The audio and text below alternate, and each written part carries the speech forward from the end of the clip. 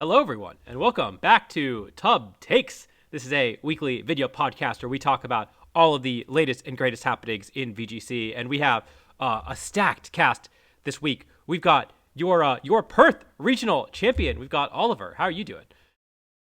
I'm going pretty good, thanks. Yeah. Yeah, had a good weekend, I imagine. Uh, and then we've also got your Bogota special event runner-up. We've got Sebastian. How are you doing? I'm doing amazing, and I'm very happy to be here. It's great to have you. Thank you. And last but not least, we've got my lovely co-host. We got Alex. How are you doing? Doing great, doing great. Just hanging out here between playing Marvel Rivals. That game's been very fun lately. Yeah, I have not tried it, but maybe after Toronto Regionals, I'll have a chance to branch out and play other games other than Pokemon. It's been this weekend. There's a lot of Pokemon happening this weekend. We got a lot of stuff to talk about. We've got, of course, like I mentioned, the Bogota special event. We've got Perth Regionals. We've got the Malaysian Premier Ball League, and we've got the Grand Challenge, the third Grand Challenge. We've got results for all of those. Kind of, sort of. We don't really have all the teams for the Grand Challenge, but you know what I mean. And then we've also got We've got Toronto Regionals coming up this next weekend, the last regional of Regulation H, which, as you've heard on this podcast before, one of our favorite regulations. So going to be sad to see it, to say goodbye to it. But Alex and I will both be at Toronto Regionals, so come say hi to us there. And then I guess last but not least, if you are sticking around on Twitch and you can't stick around the entire time, exclamation point YT in chat. It's a link to my YouTube channel, where this will be up tomorrow, so you can watch the full thing. And if you're watching on YouTube and you want to hang out on Twitch, we do this every Monday or Tuesday evening at 8 p.m. Eastern. So come give us a follow and come hang out. It's always fun. You can ask us questions. You can ask our special guest questions and all that good stuff. With that, let's hop right into it.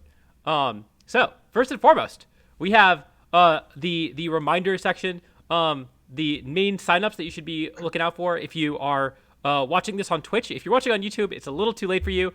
If you're watching on Twitch, Wave 2 of EUIC is happening at 9 a.m. GMT, which is I think 4 a.m. Eastern time for us Americans tomorrow morning. Be ready for that. The first wave filled up basically immediately, within a minute. I know a lot of people that missed. And it's already hit over 1,000 slots. I think I saw 1,003 slots filled up, if not a little more than that. It's going to be a massive event, and it already immediately sold out. I guess. Wait, what's up? That part's news to me. So the slot that the wave that they've done already that filled up was 1,000. I saw on Twitter that someone tweeted out with over 1,000. Yeah. Yeah. Of course, mixed divisions, but that's not mixed games, right? That's just VG. No, that's just VGC. Yeah. Yeah, 1,024 registered players. 1,024. For wave 1. Are you in there right now? Are you currently? Yeah, 1,024 right now. It's crazy. Yeah, if you see 1,024 on Arcanine, then that's masters and seniors and juniors, of course, but that's a lot. Yeah, that's massive. I thought I saw TRE say 4 rounds on day 2, and I thought that was saying 4 rounds day 1. I was like, no, I think a little more than 4 rounds on day 1. Does that mean 4 rounds day 2? That's a good question. I don't actually know. I wonder how many rounds? Yeah. I'll go ahead and okay, you got the page, Audie? Here we go. I think it's 3, right? Day 2. So first off, we might hit the kicker for no, we're not. We might hit the kicker for top 512 championship points. We should hit the kicker for that, so you can get 80 championship points at your internets. Where is the number of rounds? This best prize. I don't know if the number of rounds are on this page. I don't know if they talk about that in the new. You know what? Victory Road's EUIC page would probably have it. Oh, you have it here. Nice. Yeah. They might. Maybe not. It's in the 2025 update, right? That's what I need to look for. No, we know that the numbers are all age divisions combined, but this is just wave 1. So certainly the next wave is going to, even if the next wave is half the size, we're still going to be clearing 1,000, whatever the 1,000 power of 2 number is. Is it 1024? It is. It should be 1024, and we need to hit 1025 to hit 4 day 2 Swiss rounds. So we might actually hit that. 4 day 2 Swiss rounds, and then they play. I mean, they'll play it all down to the top 4. No, sorry, so the finals, right? Per usual. Which, what would that mean for the? I guess the cut size should be about the same still. It should be, yeah. It should be, Yeah. As if we hit. So the thing is, I think if we're just barely over the 1,024 mark, that it's actually closer to a top 16 cut. I can run the numbers too, but I think if we hit, 1,500, right, which is like a pretty reasonable number of players, and we have 12 rounds. Yep. Then let's see, we'll have a 28 player cut at 28 or 29 player cut at 1,500 players, which, that's a big top cut.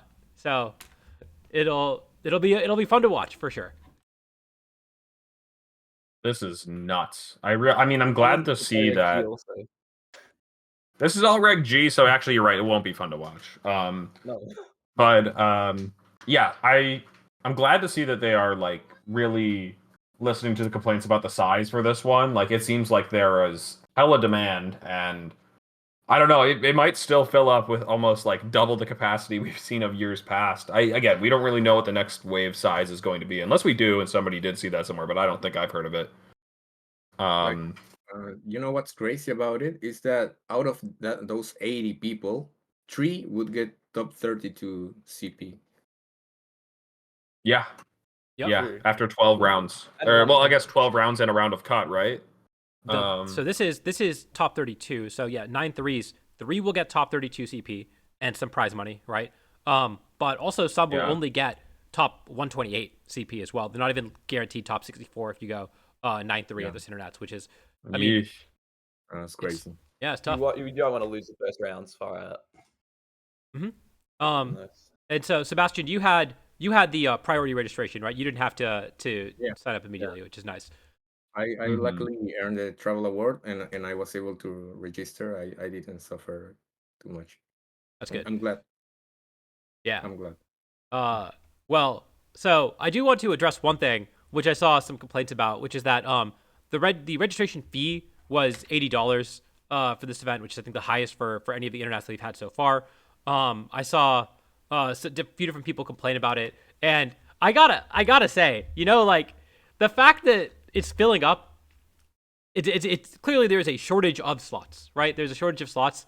Like, I'm gonna draw this out for people why the registration fee is as high as it is, right? Why they're increasing the registration fee.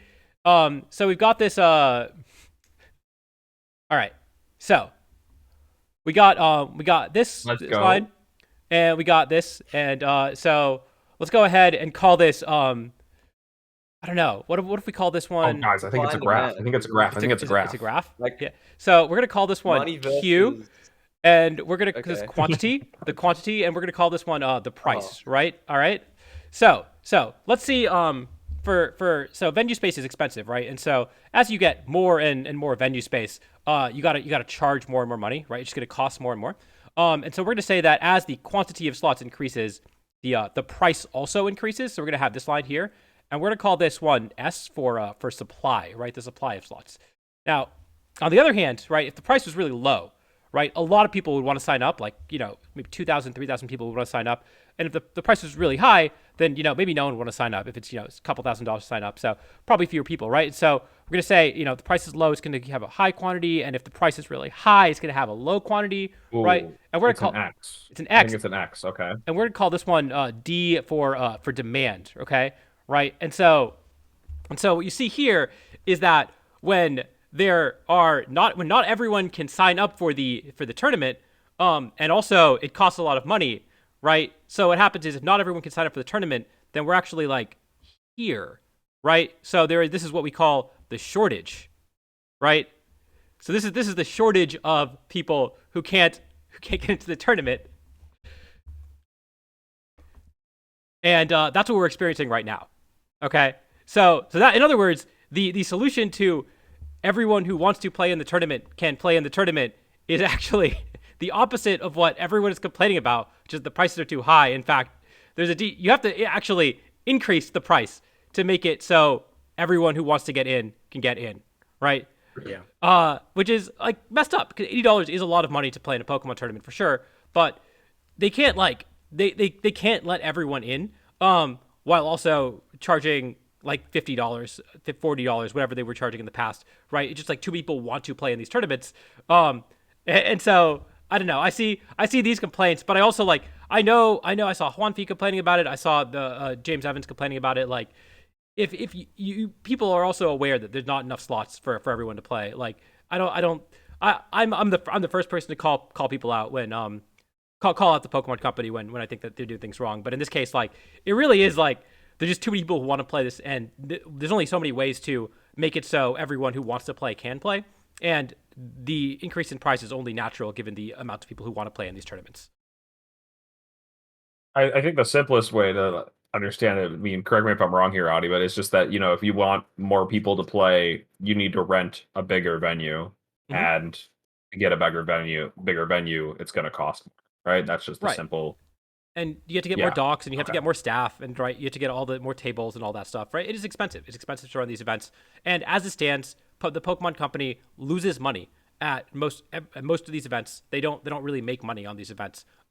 They maybe break even, but at the end of the day, like this is marketing for them. This is a way to advertise the Pokemon games, to get people to buy more Pokemon products, to make people like us who spend so much time playing Pokemon, be invested in Pokemon as much as we are. Certainly, I would not be invested in Pokemon as a franchise nearly as much as I am if not for the VGC circuit, right? And so, like this is not the events themselves don't have to make money, and despite that, they are charging that much because that many people want to play in them, and because these events are expensive to run. Now, here's the thing. I do have a better solution. I do have a solution for everyone, which is, and I've proposed this before. Frequent viewers of Top Takes know this.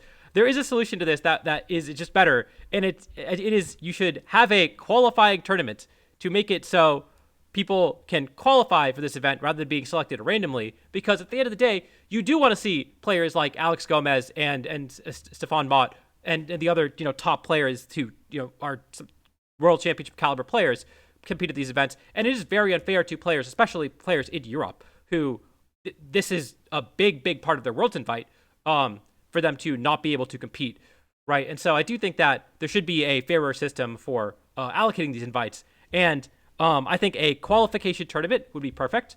And I think that, it's almost like we had basically every single person who wanted to compete at the European Championships also just played a massive tournament this past weekend, where we actually all got placements for how well we did at this tournament.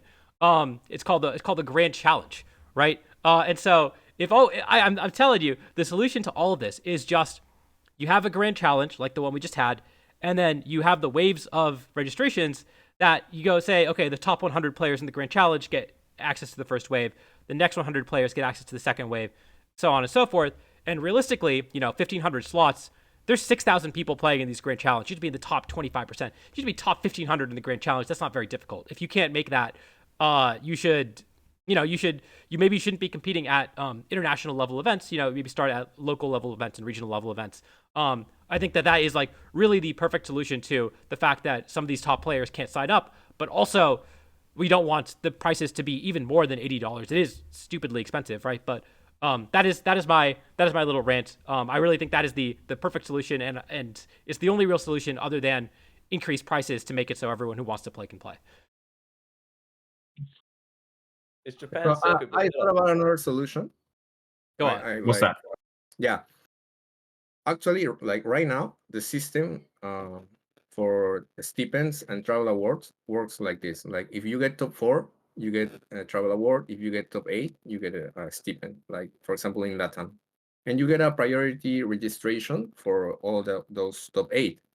I think the solution would be to increase, like not prize money, but at least give the top 32 or top 16 of that cut like priority registration, like no money. Like you get priority registration as a prize for being top 16 or top 32 in that cut, in that international cut. I think that would be a good solution. For example, Alex Gomez should be in that placement since he did well at LAIC and our tournament. So I think that would be good. Actually, that would be a good idea. First, Sebastian, I don't know why, but your mic is very staticky for some reason. I don't know what's going on. Oh, I'm sorry. But yeah, I'm curious what that looked like for the for Europe, for what, EUIC. How do I change that? Yeah, when Sebastian proposed the system, it was immediately like that's what I was going to suggest as well. Is that could you not just do something similar to the top 8 getting the priority registration, but extend it down further and maybe do it in waves in advance. Like the 1 week out, the top 8 gets theirs, and then after that, I guess actually you don't have to do it in waves necessarily, but you just make it extend much further down, to like top 32 in the region or top 64 in the region if you really want to go that big. Especially like, for the hosting region, you could go maybe further down or something like that, maybe really make sure you get you can get, the best of the best from the other regions, but like, maybe widen it out for local top players, I guess. I don't know. It would just be, I think more priority slots is definitely a solution. Definitely. Yeah. I guess my pushback to that is that I don't know if all the best players necessarily, right, like that really pushes you to go to a lot of events early in the season, right? And that's also like kind of rough. Like you shouldn't have to have played the end of last season to have a chance to go to the Latin American Internats. And if you just didn't play at all, right, and you have 0 championship points last season, that doesn't mean that you shouldn't be able to play that Internats either, right? I think that there are a lot of good players who might not have gone to any events at the end of last season as well. And so I don't know. I think that, but that being said, for tournaments like EUIC, you can also get a decent number of championship points just by playing in the GCs, right? So that does actually kind of even out if you just kind of go down the rankings to some extent. If you say, okay, well, if you don't go to these in-person events to prove it, then you can grind these GCs. And again, at the end of the day, like you're not that many people miss out on registering. Among the 1,500 players who get in, there's probably an additional 500 or so players who don't get it. And again, you just have to be in the top 75%, not top 25%, top 75%. And so that would also be pretty reasonable, right? It's not that hard to be in that range. Mm-hmm. I reckon they should maybe make it like top 75 priority registration, because those are like the people that really want to go to Worlds and stuff and like compete for that travel award. So it'd be fair, I think, if it would be just a bit more, like a few more people gain the priority registration. But like, so yeah, I was trying to think about this with respect to all regions. That's the part where it gets a little bit weird. Like, with Latin America having theirs so early. I don't know exactly how many majors Latin America had before LAIC. They actually had a few. For LAIC, but right? those are pretty good. I think there were Right, 3. Yeah, 3. Okay. So like it's like a decent amount. I don't know if anybody who was trying to go to LAIC couldn't get to any of those other ones before. And there might be some players in that boat, and that might just be unfortunate for them. Maybe they can try to, do well in the global challenges, do well at locals to try to make up for it. But ultimately, like this, no system will work for literally everybody, and so I do think like something like that could be fine. And I mean, 3 is a reasonable amount of tournaments to have happen before your region's international. So how many did Australia have before the internets? I mean, well, before they're international, that's like infinite. Yeah. Actually, their internets is infinitely in the horizon. Yeah, we'll get one eventually. Yeah, an ECL. Well, or something. I mean, I guess. So I don't know. I do think that there needs to be something done here. But we'll see what they end up doing. I'm not looking forward to rolling the dice on my Worlds invites for whether or not I can click the button fast enough to get into NAIC. Right? That's not going to be very fun. And but that being said, right. 1,500 people. Right? Odds are, maybe again, I think 75% of people who want to go to these events can go to them. It's just that you're literally rolling the dice on that for your Worlds invite, which really, really sucks. So yeah, I mean, in Australia it's not as bad, with that like, population of like 100 people, it's not that bad. Like I think my mate didn't sign up for Perth. I think until like a week later, and he still made it in, which is kind of crazy. So yeah, we didn't cap out unlike most of American events. So yeah. Mm-hmm. Yeah, I think that actually even most of our events, they don't cap immediately. You have at least a week or two to sign up for almost all of our regionals nowadays, and so if not longer than that, I think so. Like San Antonio is still open; it's been open for a while now, right? So, you can't sign up the day Yep. before usually, or like even a couple weeks before, but they do cap eventually. But usually you have a decent amount of time to make your plans. And I guess on that note, Yep. one other thing that I do really appreciate is that you wouldn't had to have booked your flights to this internats before registration came out, right? You actually do have a full 3 months basically to figure this out, and so this is like around when you should be booking your flights anyways. I appreciate that. I think last year there were complaints that it was too soon, too close to the event, where people had already booked flights. Here, if you weren't sure if you're going to get in, you didn't have to book your flight ahead of time, and it would be pretty reasonable to book your flight now that you've gotten in. Mm-hmm. All right. Yeah, we were complaining about that last time, but that's at least one good change to come out of this. Yeah. All right. So with that, Mm-hmm. that was a lot of talk about EUIC signups. Of course, we were looking forward to EUIC itself, and we'll talk more about that. But for next, let's talk about the Grand Challenge. And so the Grand Challenge was this weekend. I guess Alex, you streamed it. Do you want to talk a little bit about your experience playing the Grand Challenge? No.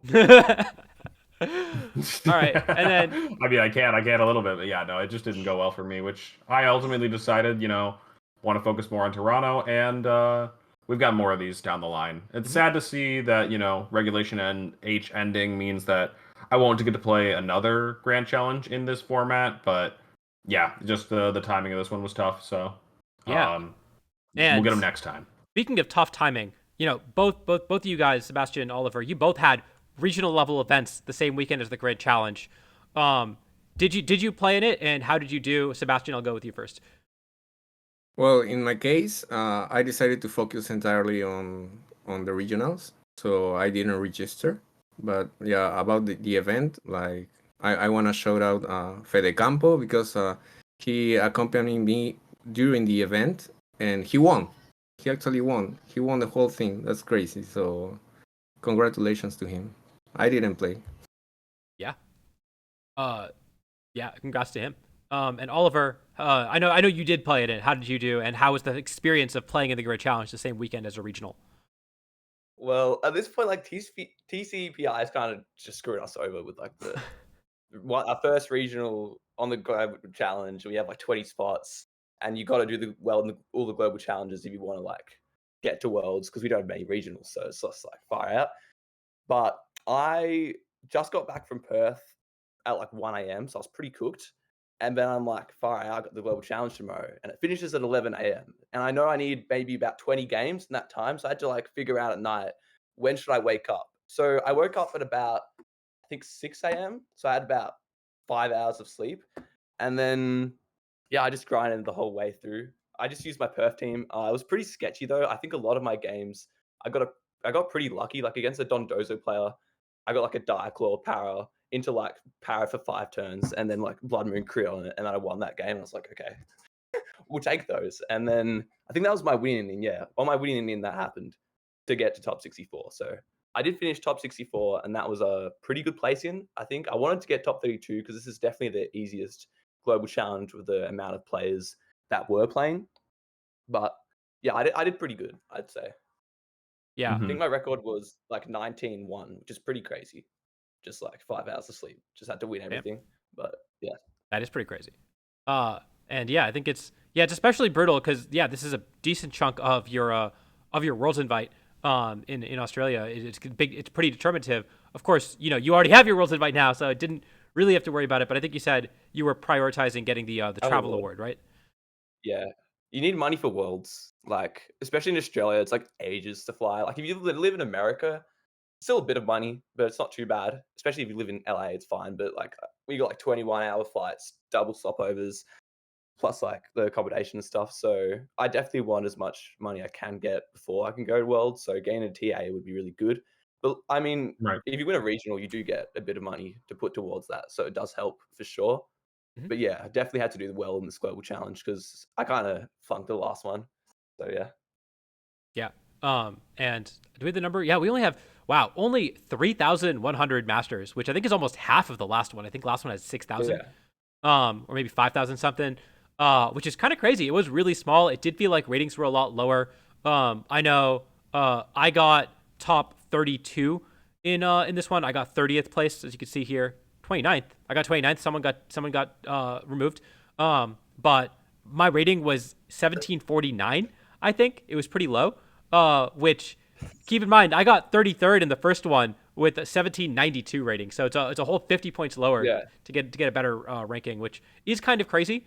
But I think a big part of that is there were so many events going on, and then also people maybe have started to get their finishes. They're started to maybe drop out and say, I'm not going for Worlds this year. The excitement is gone. Maybe the excitement for Reg H is gone a little bit. People are kind of moved on. So there's probably a lot of different reasons, but only 3,000 masters is pretty low, all things considered. Yeah. I mean, Yeah. for the first GC, I was 1760 using Surf Dondozo, and I finished top 64, which is kind of crazy. So I could go 17 Mhm. like 20 and get top 64 in the Global Challenge 3. But Mhm. yeah, in the first one, there's just so many more players. And maybe it's just because of the hype around it. I feel like the very first Global Challenge, new format, everyone wants to test stuff out. But when it gets a bit stale, especially when like everyone's having to play against like Diaclaw and Scale Shot misses and stuff, like I don't know, you just get used to it. So it's less hype around it. Yeah, I do wonder if the format is also being more volatile as well. I don't know if that really comes into play, but I feel like the average player was not very good at Reg H when Reg H started. They didn't really like the people who had figured out the metagame were ahead of the metagame, and now it feels like everyone's on a more level playing field, and there's people know how to play their matches better, and so maybe there's just more variance there as well. I don't know. That might have also came into play. Yeah, I mean, I don't know if you guys had this, but I had a lot more like common teams that I played. I feel like most of the teams are just like really standard stuff like Rain, Ursa, Right. Sneasler, Ebuzz. I think I only came across like two really out of the blue weird teams. When commonly in a GC you might have like a weird team every like 2 or 3 games, and you just expect that. But this one was a lot more standardized, I think, compared to others, just because the format's developed a lot more and progressed. Yeah. I think that matches my experience as well. Though some people were still trying out some fun techs and stuff, training their Pokemon in different ways to make things difficult. I don't know if you grabbed the link, Audie. It might be on the Victory Road page, but we could talk about Fede winning the whole thing. Fede Campo. And yeah, funnily enough, this team is one Pokemon off of a team that I used in GC2 for similar reasons. Like it is just like a lot of the best Pokemon with variable move sets that are super well rounded. You know, so I think that's why a lot of the teams at the top start to just look super samey. As you're using the best Pokemon that are the best at making your opponent guess, and some people will do things that separate them. Like, for example, something that's like not super typical on this team is Choice Specs Golden Go. People haven't been using that as often lately. The Archaludon, that's another thing that's like a little bit like cheeky, I guess, is the modest arch. I feel like most of the power herb ones you expect to see timid, so this one might be able to hit a little bit harder, get some KOs where you don't expect it. And the Whimsicott has like quite a lot of bulk. Like, I wouldn't have guessed that looking at it. Just got a little bit creative in a couple of different ways here, even though it's 6 Pokemon that are just kind of strong in best of one. Mm. I think I really like the Whimsicott Blood Moon core here, just because a lot of people like to protect against Blood Moon, but when you have Encore on the field, it puts a lot of pressure on them just to take it, especially with fake tiers. Like I don't know, that can catch a lot of people off guard, especially if they're just trying to play defensive around the Whimsicott Ursaluna Blood Moon lead. Yeah. Mm-hmm. Yeah. I saw, at least for my run, I saw a lot of Specs Goldengo. It's not as good in Open Team Sheet, I think, where you'd kind of know what item it is. Right. But yeah, I think the unpredictability in Goldengo, be it Choice Specs, Choice Scarf, Life Orb, Metal Coat, Citrus Berry, Leftovers, like there's so many different items it could run. In particular, man, I saw so many Mousehold Goldengo. That was something that I was considering using in the GC. I was building around it a little bit. But that is such an unpredictable combination because Mousehold also could be Friend Guard. It could be Population Bomb with a Technician. It could be fake. I saw Fake Tears. I saw Feint. I saw Super Fang. There's one game where my opponent, I Terra Steeled my Dragonite and they Super Fanged me and they Terra Steel Make It Rained and they KO'd through my Terra Steel and I just immediately lost. Like so much like it's just both of those Pokemon but you can also just be Friend Guard and click Follow Me and Nasty Plot, right? So it's so hard to that combination in particular I thought was really, really difficult to deal with. And I saw a few of those, I don't remember who, but I saw a few of those get some top placements as well. I think I agree. I think it's the same with Archelodon and Dragonite. I don't know if you guys ever played this, but I lost to a Encore Dragonite, and that just caught me off guard, like heaps. And then the Archelodon can be running like Stalwart, it can be running Sturdy, it can be running Stamina, because sometimes you might like not expect it to be Stamina, and you're just not respecting the switching at all. Like I think I've lost a few games to that, like last GC. I'd just be clicking Bullet Seed. I had a load of dice, Rillaboom, and I thought the Archelodon would be Sturdy because it was on a Tailwind team, but it just was Stamina, and I just got cooked for it. So there's a lot of variability with the sets and of all the Pokemon on this team, especially with like also Ursaluna. You can run Life Orb or Salt Vest, so you have to like respect the Protect turn 1. And yeah, I also like the Insane set with the Mirror Herb. That's also pretty interesting for like the apes. Yeah. Yeah. I also want to highlight the team that got second place. There's a team report out from I just played it on accident. Well, but yeah, we got a team report from the guy who got second place. I think the name was Jack something. Jack K. I don't know if this got is a YouTube channel. Yeah, it's got a YouTube channel. Yeah. So you can go check that out if you're interested in this team. I saw Cloverbells featured it as well. So yeah, I don't know if this person plays on the circuit or they just like I see their YouTube videos and it's all just like Battle Stadium stuff, but they're pretty consistently towards the top of Yeah, Battle they Stadium. don't. This is their first ever CP they've ever gotten, actually. Yeah, that's awesome. I talked to Oh, him okay, online. okay. Not crazy. Yeah, he just rocked up, got second, and I was like, wow, amazing. He should really play in the scene if he Yeah. is this good. Got 160 championship points to kick off any sort of circuit point that they want to go for. So He doesn't go to regionals. So.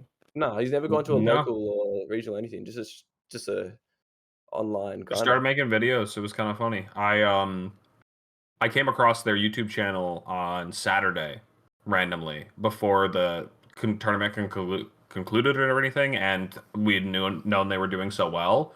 I had just seen one of their videos recommended on my feed, and they said like rank 1 player versus rank 4 player, and like just on the ladder or something like that. And I was like, "Wow, what? Are you actually rank 1? I don't believe you. I've never seen you before."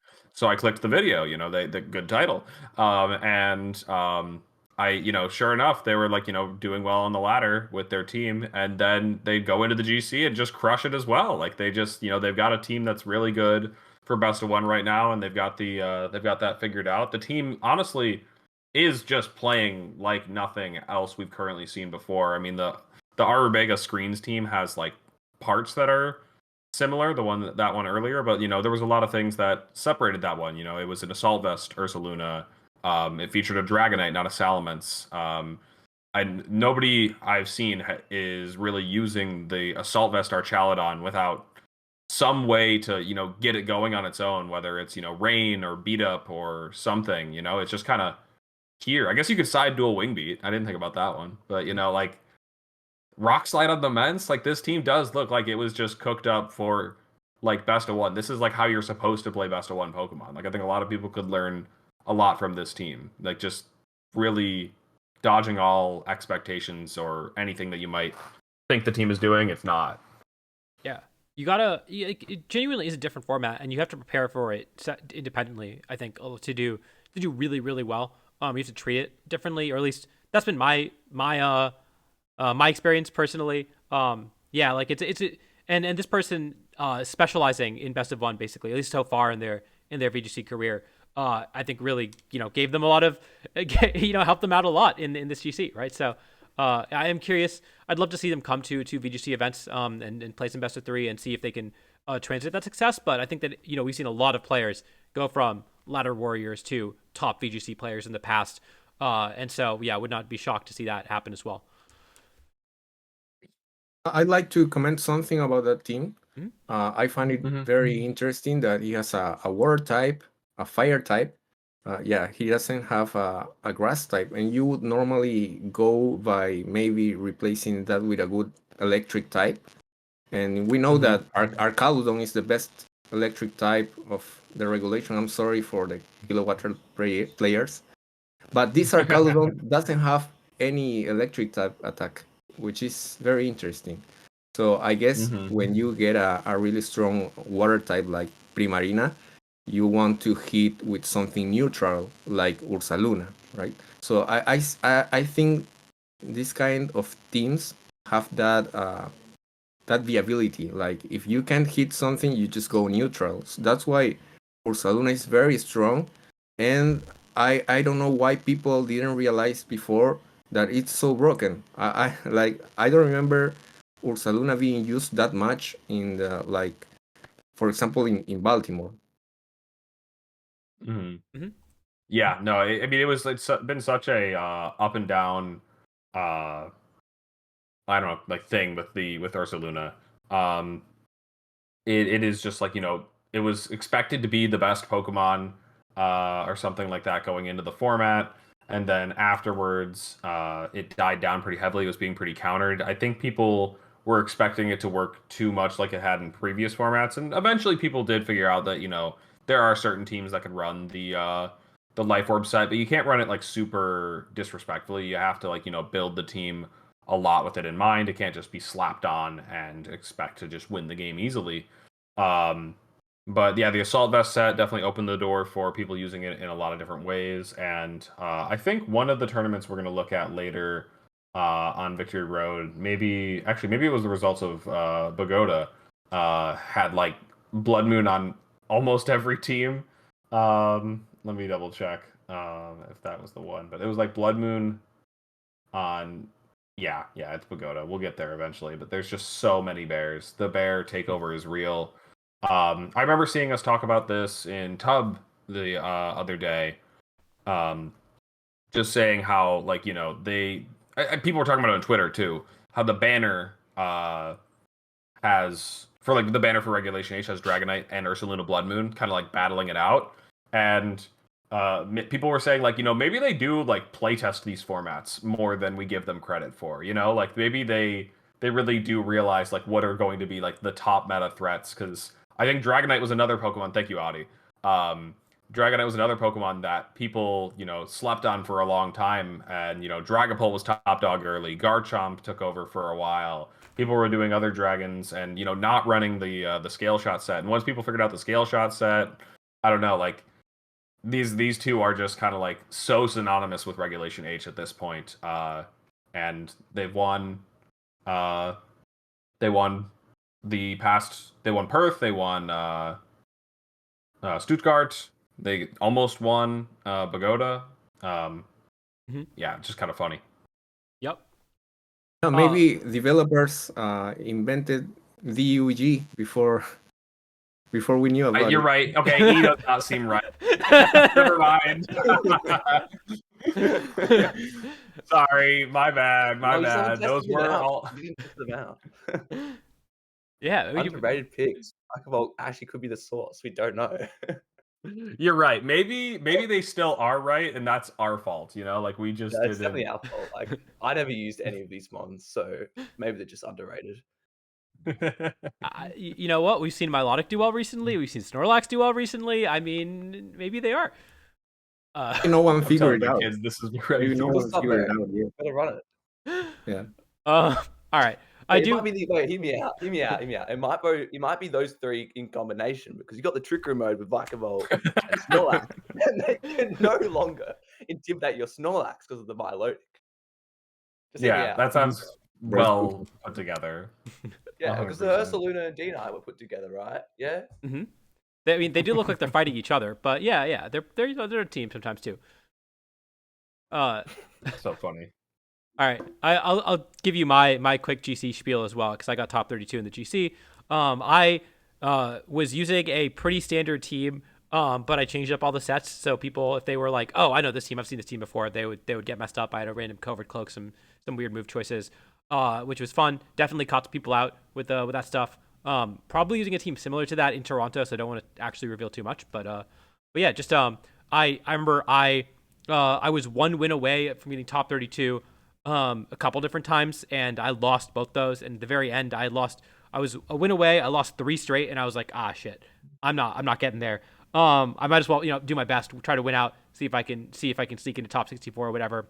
Then I won 4 straight, and I beat Matt Menard, who was 36th in the very last game, off of a 1-turn wake. And he was using his exact Stuttgart team, and I pulled it up while we were playing. Pulled up his Stuttgart team and got to see that all of his sets, and that really helped as well. And I managed to sneak into top 32 with 44 games, which is cool.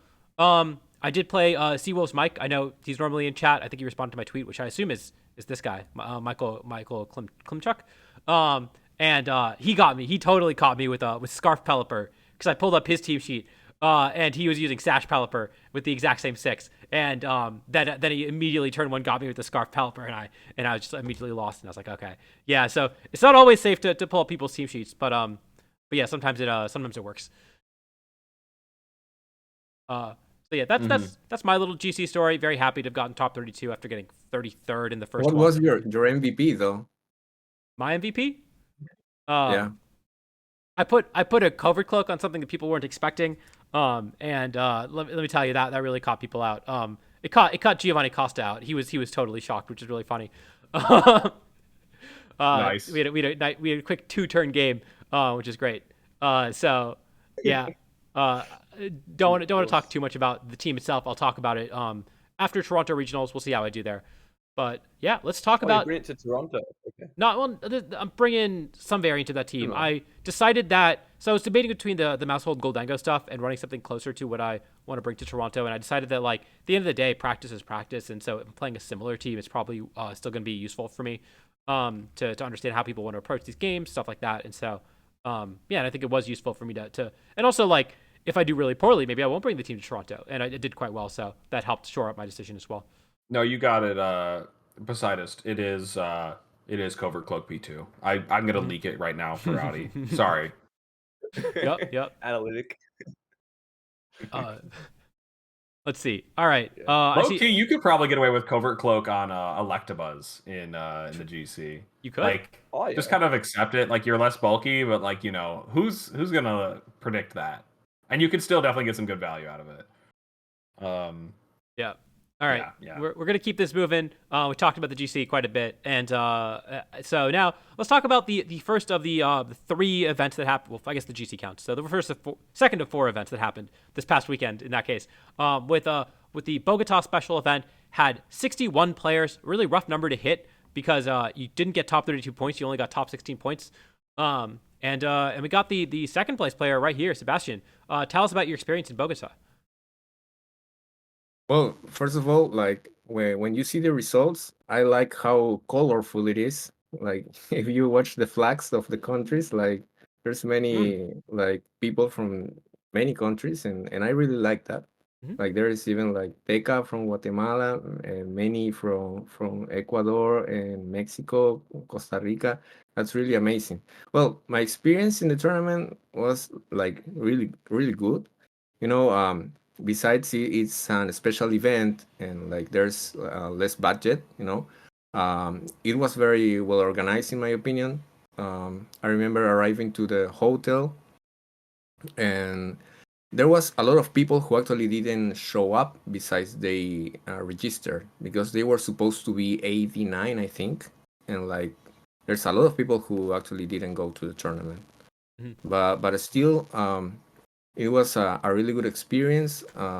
I luckily got a 7-0 record in the day one. I didn't expect it at all, honestly, because I was working with Oliver the whole week, and I didn't have time at all to even play the team. So So I basically just had game plans, and I remember losing almost every game one of all my sets. And there's something funny about it. Like someone told me, like if the tournament would have been best of one, I would have been 0-7 instead of 7-0, which is crazy. Yeah, because I started losing game one and winning the next two, like almost all my sets. And yeah, that was day one. And day two, like, you know what I love about Colombia is that the food is very cheap, like, and the food is really good. That didn't happen in Buenos Aires. That didn't happen in Sao Paulo. I really felt like I was in Peru, because that's similar. We have good food, and like it's very cheap. So I kind of wanted to stay more days in Bogota. I really loved the city. So yeah, I knew the next day and day two, I just wanted to go as further as I could. But you know, they were playing Perth regionals finals at like 3 a.m. in Colombia. Like we were 3 a.m. in Colombia. I just wanted to see my bro winning the regional, so I didn't sleep. I I just went to play my Top Cut without sleeping, and I just took a Red Bull that sadly it wore off. I mean, the effect of the Red Bull in the finals. So, but I still tried my best to win. As like I was eating with Paul Reese, I remember, and he made a joke like that I let myself that I let Max win, because if I had won, we would have lost one spot for Worlds, because I already got one. But yeah, that's just a joke. That's not true, because I think Max Morales is an amazing player, and he played out of his mind. He played really well, actually. So congratulations to him. You can see the video. He destroyed me in the finals. I think his best, his best answer against my team, I would say, it was Annihilate. It made a lot of pressure, and I think he used it very well. He like I asked him if he prepared against. No, he said like he knew what was he gonna do. Like it's like he gets buffed in Bogota because it's his second win. That's really amazing. But yeah, guys, like I really tried to win, but I couldn't. But I'm very happy with my result. And actually, I want to tell everyone that you have to celebrate your second place. You have to celebrate your top 8. You have to celebrate your top 64, because that's the way like we get motivated and we keep improving. So yeah, that was my experience. I was very happy, actually. It was a really nice trip. Like my friend tells me, like, you have 3 top 8 in specials. Yeah, specials don't give money. So basically my earnings are 0 right now. But I don't mind, because like for me Pokemon is just a hobby. I work as a lawyer, so I live off my salary, so I'm happy with the CP. That's the best thing for me. But yeah, I would honestly like some money next, so I will try to win a regional instead of a special. It was an amazing experience. Just Lawyers win do pretty internets. alright in VGC. Yeah. True. Win internet. Lawyers do pretty alright in VGC. I guess. I've heard that. That's Yeah. pretty funny to see. Yeah, Patrick Connors Also, won internets. Max in the chat saying using the ape just for Alex. Hell yeah, I do love that ape set. The winners team, actually, if you mind pulling that one up, Audie. I can, people can come to the same conclusions from different ways, but I do know that this was the 6 that Elizabeth was using for the most recent Japanese, well, not the Japanese, but just the Battle Stadium ladder season. Ended up finishing pretty highly. Was it Fur? No, I don't remember how high Elizabeth got in the. I'll go ahead and look that one up while I talk about it. But yeah, ultimately, it takes a lot of the ideas from the original team, the one that had Sinistra, Pelipper, Archaladon, and sticks with D Knight and Ursaluna because they're just another very core element of the original team. And oh yeah, you got there faster than me. Yeah, they got second. But, It looks like. It looks like maybe second. Definitely some ness to the Elizabeth version because the Porygon 2 did not have Recover. It had Protect. Was another thing that was a little bit, not as usable. Actually, Max went and the team. Oh, you stream. I didn't know if you yes or not. I have the nicknames otherwise, right? Yeah, this is definitely like Pokemon that. What would I say? Like it's kind of like the same logic that we were talking about with the the open to just like 6 Pokemon that are going to be super well rounded and hard to pressure out entirely in any matchup.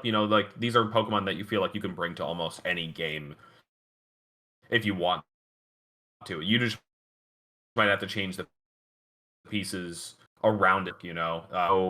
Pokemon is just completely unbringable. The most like polarizing Pokemon is probably Ursaluna with the guts. Like sometimes it can have a bit of a tough matchups, but everything else is just good Pokemon. Yeah. Max says he missed 9 scale shots. So really fast. It's really fast. Win Commander teams for LAIC. what was that? We were building a team for LAIC, and I'm not gonna lie, it was literally this team, but with a Mugus over gold. We were gonna bring it, but we can't bring this. This guy puts on Golden Go, now it's like winning regionals. So we were so close, but didn't have it. Yeah, well, you're also winning regionals, so that one kind of worked out. Also, sorry, it feels like I'm lagging a little bit because y'all It doesn't really matter. So I think that stream is probably also experiencing that because there's a little bit of lag, but it's when everyone else is talking, so I think it's on my end. Don't know what to do about that. I think it's on my end. I feel like there's a bit of lag going on. No. Okay.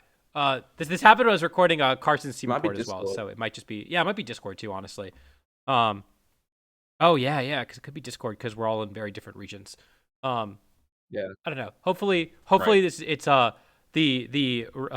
hopefully the podcast is still somewhat understandable for everyone viewing on Twitch. But audio is coming through clear, but the still lagging. Yeah, I don't know if it's on my end or if it's on Discord's end, and I'm gonna say it's on Discord's end because I don't know how to fix it. But yeah, so congrats to Max for winning. Congrats to Sebastian for getting in second. This was, I think, a 14-player top cut, so you did have to battle through a little bit of but yeah, I the format is ending. I don't think we need to do deep dives into any of these teams. I think we've seen most of these teams before. I do think Sebastian's team, he posted this on Twitter, his team, but this team is a little different. It's pretty cool. We haven't seen Charizard without Torkoal, right? So I guess that's a team that we can maybe talk about a little bit if you want to.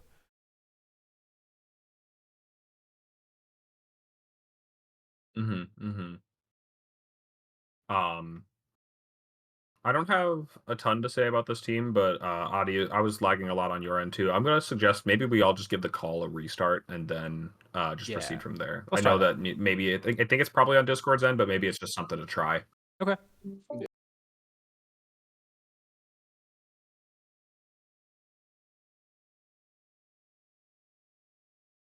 It's me. Maybe I should restart Discord. Maybe that would help too. Hello. Right, cool. All right. Seems to be pretty good so far. So yeah. Cool. I know I was getting a lot of lag on Audi there. It came through. I knew what you were saying, but yeah, I think we were all probably lagging all over the place. So yeah, and it looks like we just entirely lost Sebastian. What? We've entirely lost Sebastian. Is that true? I don't know. I don't see him. Yeah, well, he's in the call. Just no camera. Just no camera. Okay, that's all good. But all right. So Alex said he has nothing to say about Sebastian's team. So all right, we see I see Gallo in chat as well. I guess I'll pull that up because I see you. But also nothing. I don't know. It's just like we're at the point of the format where I'm just like, yeah, that's a team. You know, it's some cool choices. The Focus Sash Blood Moon is something that I saw on Best of One ladder a little more in some of the Liberty Note reports, but it's not something I've seen a lot of in Best of Three. So that's pretty cool too. Oh, this is I think this is actually Alex Gomez's team, right? From Stuttgart. Right. So I do remember that's the one place where I've seen the Ursulina Blood Moon. So maybe not as original as I was giving him credit for. Any other teams that y'all want to talk about? You want to move on to the next event? Yeah, there's one with Zoroark in top 4. Which is very That's interesting. just nice, man. Yeah, this is just like the nice, one man. team that you see Zoroark on. I think there's an Australian player I was talking to, Jim, who also was using I think these same 6 Pokemon. Yeah. He's at my locals. He's scary. Yeah, dude. Zoroark is actually terrifying to play against. Yep. But it is cool to see Zoroark. It's always cool to see that Pokemon do well. Especially now that Annihilate is popping off even more. That is one of the best Annihilate counters, right? So that's pretty cool too. There's one team actually that's pretty creative. It's at 14th. They did make cut. Lost in top 16, but it's pretty cool. It has a Meowscarada, safety goggles, psychic noise uproar for Rigoroth. So with that, you can stop all the spores that would go into Ursulina Blood Moon, because especially on my team that I brought to Perth, you always had to bring the Moongus into like Blood Moon Trick Room matchups. But if they're just gonna stop the spore, then like that's a really good counter for that. And it also allows you to use Citrus Berry on Insim, which gives the team a lot more bulk, which I think is really good. Cerulege is also really interesting as a mon, and I really like it on this team because the Sun matchup would be pretty horrendous because you have 2 grass types, and for Rigoroth, which is and Blood Moon, none of them are really taking a Heat Wave. You only really have Incin, but Incin's just gonna get spored for that. But then Cerulege is really, really good into the Sun matchups and stuff like that. So yeah, I think it's a pretty well built team and very interesting. Yeah, and I think I played against the same Blood Moon in the GC. I didn't get to see all 4 attacks 100%, but I got hit by one that had Earth powered me, had Blood Mooned me, and then like also vacuum waved me, and I was just like, you can't have all those on Life Orb Blood Moon. That's not allowed. And of course it is. There are no rules. He's got Rigoroth.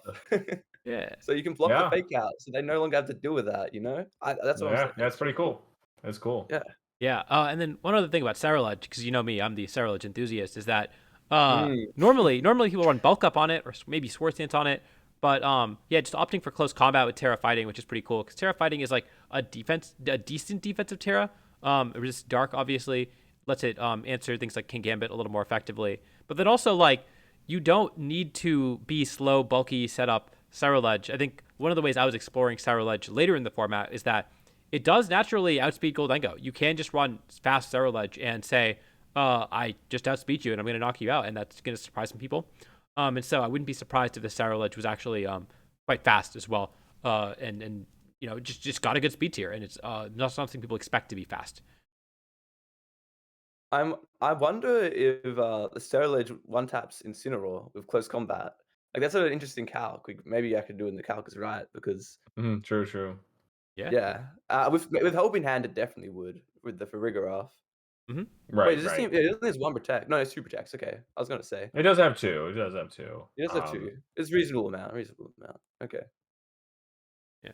But yeah, we could probably move on to Perth. talking about, I can't remember which one was next. But the Perth, fact I that think? Ursaluna was present in almost every team, that's crazy. Yeah. I know, it's so nuts. I think Adi has it like at a different zoom level or something, so the mons get stacked. But if you have it where the mons are all in a row, like it's just a line of bears, Adi. It looks hilarious. Like Yeah. it just That is funny. And you go Zoroark. It's just normal types, and then 1 ground type, Garchomp and Zoroark, but the rest are just bears. Wow. Yeah. Bears. Yeah, takeover. Yeah. It's a good Pokemon. It's got a lot of stats. And then, all right. So next up, we got Perth Regionals, and we got, of course, your Perth Regional champion on the call. Oliver, tell us a little bit about your experience at Perth. Yeah, it was my first Masters tournament. So coming out of seniors, I'm feeling a bit nervous because I'm like, far out. Maybe I'm gonna get ruined and get my ego pushed back into me. But I'm like, okay, I'm gonna work really hard for this because I don't want that to happen. So I was team building a lot for this regional, and it took me ages to find a good team. I'm very thankful for Brady Smith for coming with the goods. I think it won Stuttgart. Was it Stuttgart or Sacramento? It was one of the two. Yes. Stu, And then yeah. I was worried because I had that in the team builder also. I was building it for a bit, and I told Sebastian, "Man, should we still use this team? Everyone's going to counter team it." And because I'm worried about Masters just being better, and they're just going to counter team me. I'm going to like get screwed over. I'm like, I can't have this. And he's like, no, don't overthink it. We'll just bring it. I'm like, okay, I'm going to turn my brain off and just like vibe with this, and it'll be all right. But the team was really, really good. I got a lot of good matchups, I'd say. I played, well, not really good matchups. I think that's just like the team's just good, if that makes sense. Like I played mostly Ursula Ebers, Rain, a bit of the Volcarona, King Gambit stuff, and a few of the Ursula Luna balance teams with like Kilowattrel, Moongus, Golden Go. I've played a few of those. I know Dim and his mates were running that a lot, but the matchups were pretty good. Also, I had a few not really conspiracy theories, but like superstitions going around, and so I'll just list them off. So I went to get ramen with my mate. Every time I've ever gotten ramen with my mate before a tournament, I've won it. So I'm like, okay, All right. we'll do that. I had the There you lucky go. jumper. I've won 3 regionals with the lucky jumper. And whenever I'm not wearing it, I lose. So I don't know. It works. And then this is pretty funny. I named all my Pokemon something to do with 8. So Sneasler, it's 8 is a Chinese lucky number. So I named Sneasler 8. The Moongus nickname had 8 Zs. The Blood Moon PP was 8. The Diaclaw PP was 28.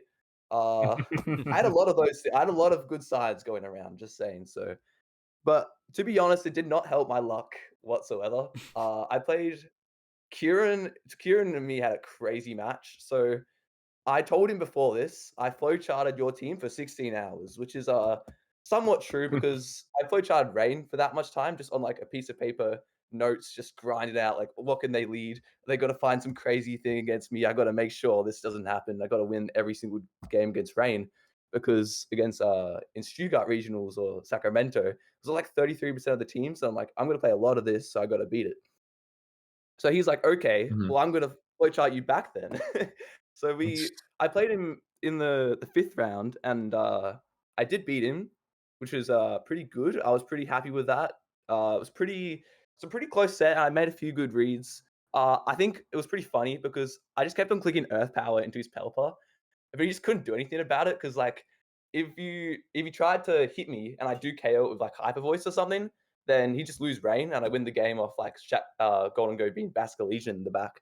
So I was just laughing a lot against him, just clicking like Earth Power and Close Combat into Basque Legions. Again, a few of the reads right, most of them failed, but yeah, I mean it worked in the end anyway.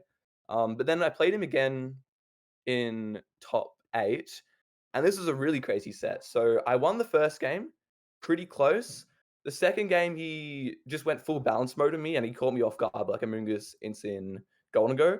And then the second game, the third game, I get him into a position with Instant Pelipper, and I just need to hit one scale shot. I'm like, come on, Dragonite, hit one scale shot, just praying, and I miss. And I'm like, okay, one more. I just gotta hit one out of the 2, and I miss again. And I'm like, I'm about to lose it because I'm like, I've missed I think 3 scale shots in the 2 games that we like after the game 1. I'm like, okay, I it's probably over, but I found something in myself, and I'm like, okay, don't give up. You gotta somehow pull this back. And I found a few good reads, and it came down to an end game with Basque Legion and I think it was Incineroar versus my Ursaluna and Golden Go. And the read was, do I vacuum wave his Incin to pick it up? But then he can last respects my Golden Go, and then just last respects my Ursaluna. Or does he last respects my Ursaluna, I vacuum wave and Shadow Ball, and he loses? Or does he knock off my Golden Go? Oh no, or does he last respect my Golden Go? I vacuum wave, and then he knocks off my Ursaluna, and I lose. But I went Bulls to the Bull for this one. Blood Moon the Ursaluna prayed that he did not last respects my Ursaluna because it's pretty safe. and I got it right. And he was just like, man, you deserve that after missing 2 scale shots and coming back. So that was a very hectic set. Then I had my top 4 set. The top 4 set, I won the first game pretty convincingly, but the second game, he was about to beat me, and then his controller disconnects. And I'm like, I can see him stressing, and he's like trying to put his controller back in. And the judge comes over and looks at my switch, and it's a disconnect on his side, but not on my side. So we keep on playing, and he Terra steals his Dragonite next to Ursa Luna. And he earthquakes the Terra Steel Dragonite, and it KOs. And then I win the end game because of that. And I'm like, oh, mate. I feel bad about that one, though. But yeah, that was a funny set. And then finals, I versed my mate Dimitri. We did say on Twitter, I posted this. I said to him in the on Discord, "Yo, I think I'm feeling pretty good about this tournament. I think I'm gonna win it." And he said, "Nah, I'm gonna win it." And I'm like, "Okay, I guess I'll meet you in finals then." And then Yep. we did meet in finals. So yeah, that was a pretty good That is hype. match. That was very hype. We got it filmed on his YouTube. He's gonna put it on his YouTube at some point. Turn 1, I lose my Blood Moon Ursa Luna for nothing. And I'm like, crap. So I just bring Amoongus Dragonite Insyn, and I just pollen puffed, faked out, spore, pollen puff, knock off, just like tried to ruin all his resources and got the pretty clean comeback after that. And yeah, won the regional, my first ever Masters regional. So Hell yeah. And yeah, qualified for Worlds, right? qualified for Worlds. Crazy. I still can't believe it. But yeah, I had a good run. Went 12-1. And one funny coincidence. Maybe this is another good sign of luck. I don't know Yep. all the numbers, but every single player I played throughout the tournament was X3. I don't know how much that happens, but like usually Wait, people I round play 1 in as X4. well? Yeah, round 1. Like every single player was X3. So it was I don't know if I can pull up my stream here. Oh wait, I see what you mean though. No, Adi Yeah, has yeah, it yeah, yeah. on. The one person that would have gone like 1-5, 1-4 dropped to X3. So I don't know. I don't know how That's much pretty happened. funny. That's pretty crazy. Yeah. Like every single player was just X3 the whole way. Round 1, round 2, 3, everything. I played like 13 rounds, Yeah, it's so crazy. that's crazy. That's so funny. My mate in seniors also did well. He came second. And we had the chant going for the Bears. We all just bring the Bears, all my mates. And before like finals, we were all just like chanting bear, bear, bear. And then yeah, we brought the bear every game, and it's just a broken mon. Yeah. But Yeah. it was definitely fun. Perth was definitely a good time. It was a bit less safe than I thought. My Kieran said Perth is good, but there's a lot more homeless people there. And top 4 match, my dad's coming to watch my games, and he gets attacked by a homeless man while I'm playing. He comes back and he's like, "Oh, I had to run away from this homeless man." I'm like, "Dad, don't tell me that before finals, bro." But yeah. Yeah. Good to know. Keep that in mind if I that. Never mind. Not gonna compare that to any cities. Not gonna piss anyone off. Already pissed off people enough. I know what you're talking about though. Well, yeah. So, I mean, congratulations again. Y'all were in the same team, so we've already kind of talked about your team, but it's cool to hear the backstory. And I mean, legitimately, like winning that team winning 2 regionals in a row with Stuttgart and Perth. I think it's it's one of the strongest teams in the format, and I think it's like one of the most like anti-bullshit teams in the format, right? You can't like really cheese it just because it's got all the best guys. It's got the AV Blood Moon, Goldengo. Like literally, you think about this format, these are probably the 6 Pokemon that you think of as the 6 best Pokemon. And so maybe Rillaboom's up there too, right? But yeah, so it's just so hard to cheese. You have to just play a good set of Pokemon against it, and yeah, it's so I'm just very impressed by this team, and I think it's a team to watch out for. Also, I think like it was more. Sorry. Go ahead. It was more about the prep we had. Like we prepped like crazy. Like we I was prepped so making the hard. game plan, and he was filling the parts, and like yeah, we had a good team there. I think it worked. Yeah. I think it was Prep the definitely does preparation pay more off. than the team. Sure. my mate Dim also prepped a lot. I think he got like 5 wins straight in the World Cup, no losses. And this was his first ever top cut ever. And we were like, and he had to win a sudden death match. And he streamed that on his YouTube, and everyone was popping off because like, it was the craziest set ever. But it's really good to see him do really well. He's a really good player, but he's very unheard of. So when everyone saw him get like second, we were going crazy because I don't know, it was just his first ever, basically first ever good placement in a tournament. Yeah. Yeah. It's cool. And To I wanna also like give a shout out Oh, to he also Kieran. beat Joji.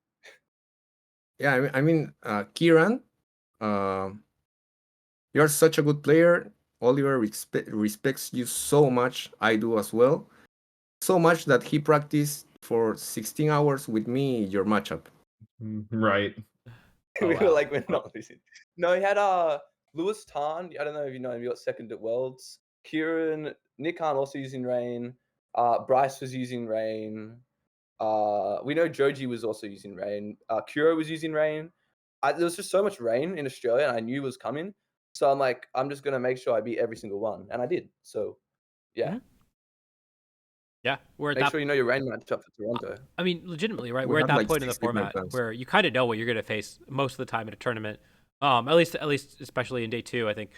Again, I was going through Bogota. We've seen most of those teams before. Here too, right? There's some stuff that's a little out there. There's some stuff that's a little different. But a lot of the matchups that you're going to face, you can really hit a bracket where you just see rain, where you see like Ndidi Sneasler stuff, right? Where you see, you should probably know your hard tricker matchup. You're probably going to see one of those, right? Like, I don't know. It's just like we're at that point in the format.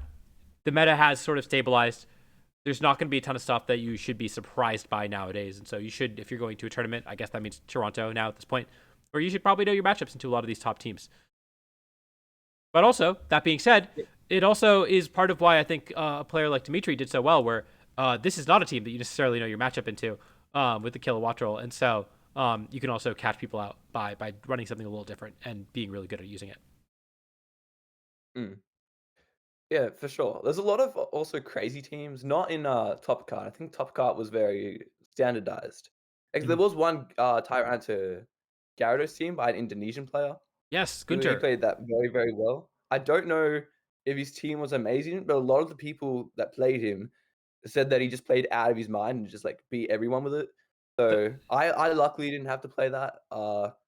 My guy that got to top 4 beat him for me, which is very nice. I don't know if I have a good matchup or not, just because the team is pretty wild. We haven't seen Gyarados this whole format, and yeah, it's just very interesting to see. I guess it's really good into the Moongus Incineroar cores because you have Taunt, like Waterfall, Safety Goggles, and you can also like Thunderwave the Sneaslers for like the Golden Go to KO and stuff like that. So, and it also has low kick on Dragonite for the King Gambits. So there's a lot of cool techs on this team for sure.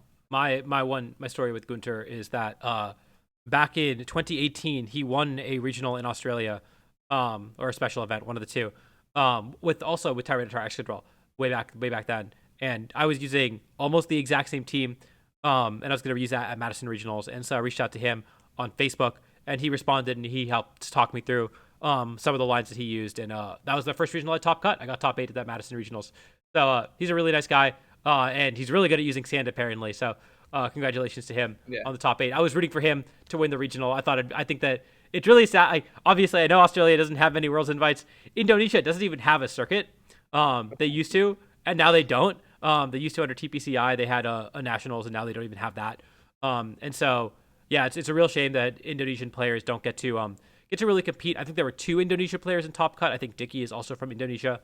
And so, yeah, there's so much talent in that country, and it just really sucks that they don't get to compete at all, basically.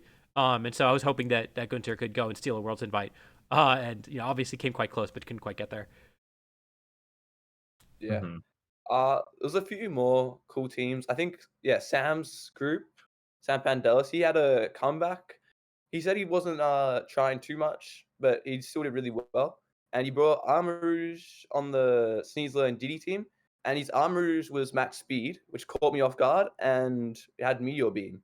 So a lot of the players that try to like counter the team with Ndidi, Sneasler, Alyssa Luna, they used Dragonite and Incineroar, but the problem with that is the Armrouge had both Meteor Beam and Aura Sphere, which can both one-shot the Dragonite and one-shot the Incineroar, especially with Helping Hand. And the Expanding Force double-ups are just crazy. Like, I didn't expect 2 Expanding Forces to carry my Dragonite, but it just picked me up, and I was just like, oh, now I just lose. So it's very difficult to play around that. Mm-hmm. And there's a few other cool teams. The craziest team, let me just find it, was by Daniel Walker, and he had a Weezing, Galar, and Archer Ludong with Cover Cloak, Stalwart, Terra Electric, Electroshot, and Substitute. So, and the problem was, I had a teammate who played him, and he's like, bro, if you play this team, it's an auto loss for us. We got to dodge it. So, luckily, he didn't make top cut, and I dodged it. But shout out to him for having a really cool team and game to day 2. Almost got top cut with it also. Yeah. He made day 2 worlds with the Kyogre Weezing team as well, right? So he's kind of known for, I guess, very, very similar idea. Not very similar. I know he had an Indeedee and a Slowking too, but at least maybe some familiarity with the Weezing Pelipper at the very least. Cool to see him do well. But yeah, so again, like you said, there were a lot of cool there were a lot of Australia is known for using some wild stuff. I'm not surprised that a lot of the wild stuff didn't make top cut, including by very good players like you mentioned, Daniel. I thought there was a Scrafty, right? Who's Yeah, Diego.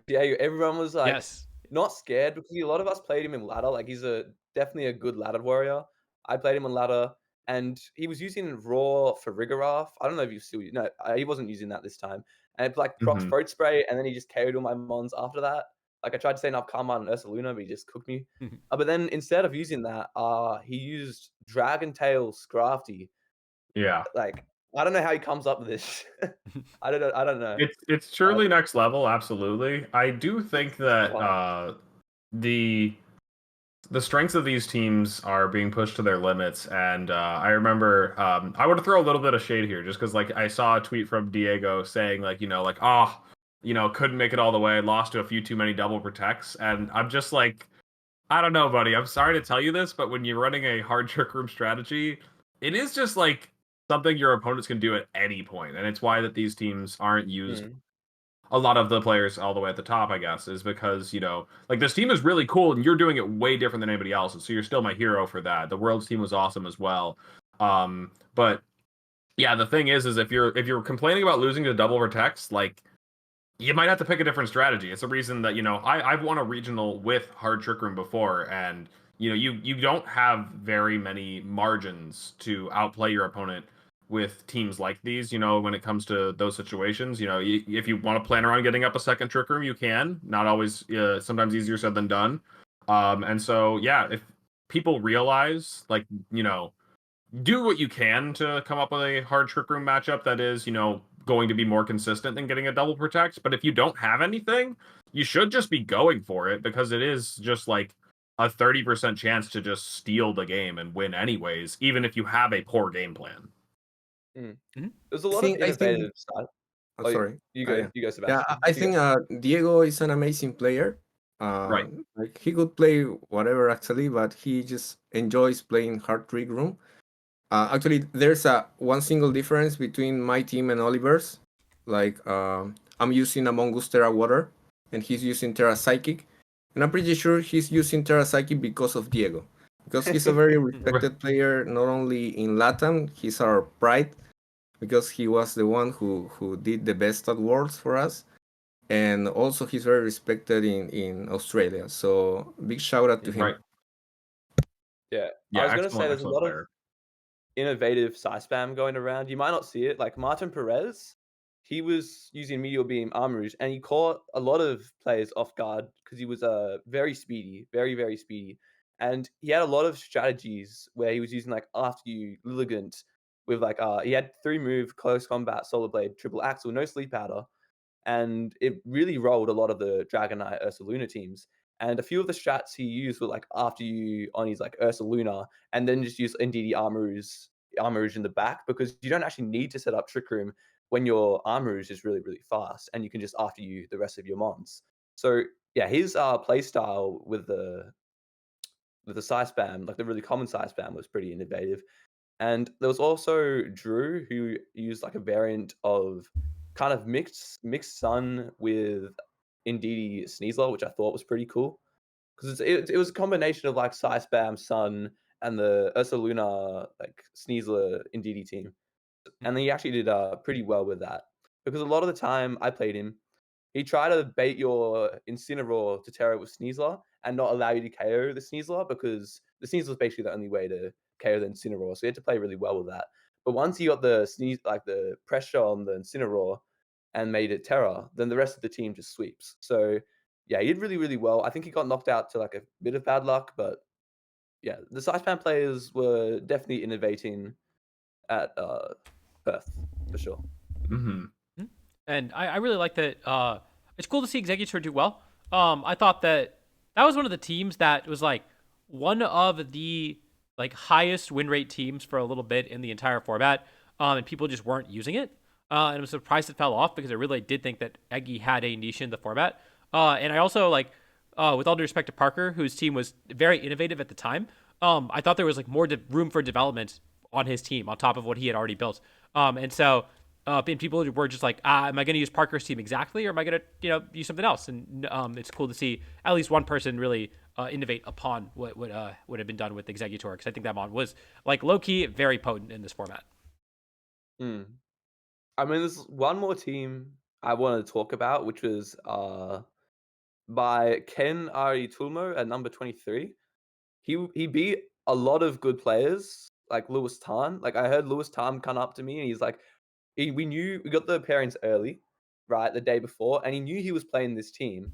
But what he didn't realize is once they set up the grass pledge, water pledge stuff, Sylveon and Decidueye just run through everything, because now they're fast and they got the choice specs and they have the triple arrows, which can just crit, flinch you, do everything, So the team was very, very cool, and he did really well. Sadly, didn't make top cut, but yeah, I thought it was a very cool team for sure.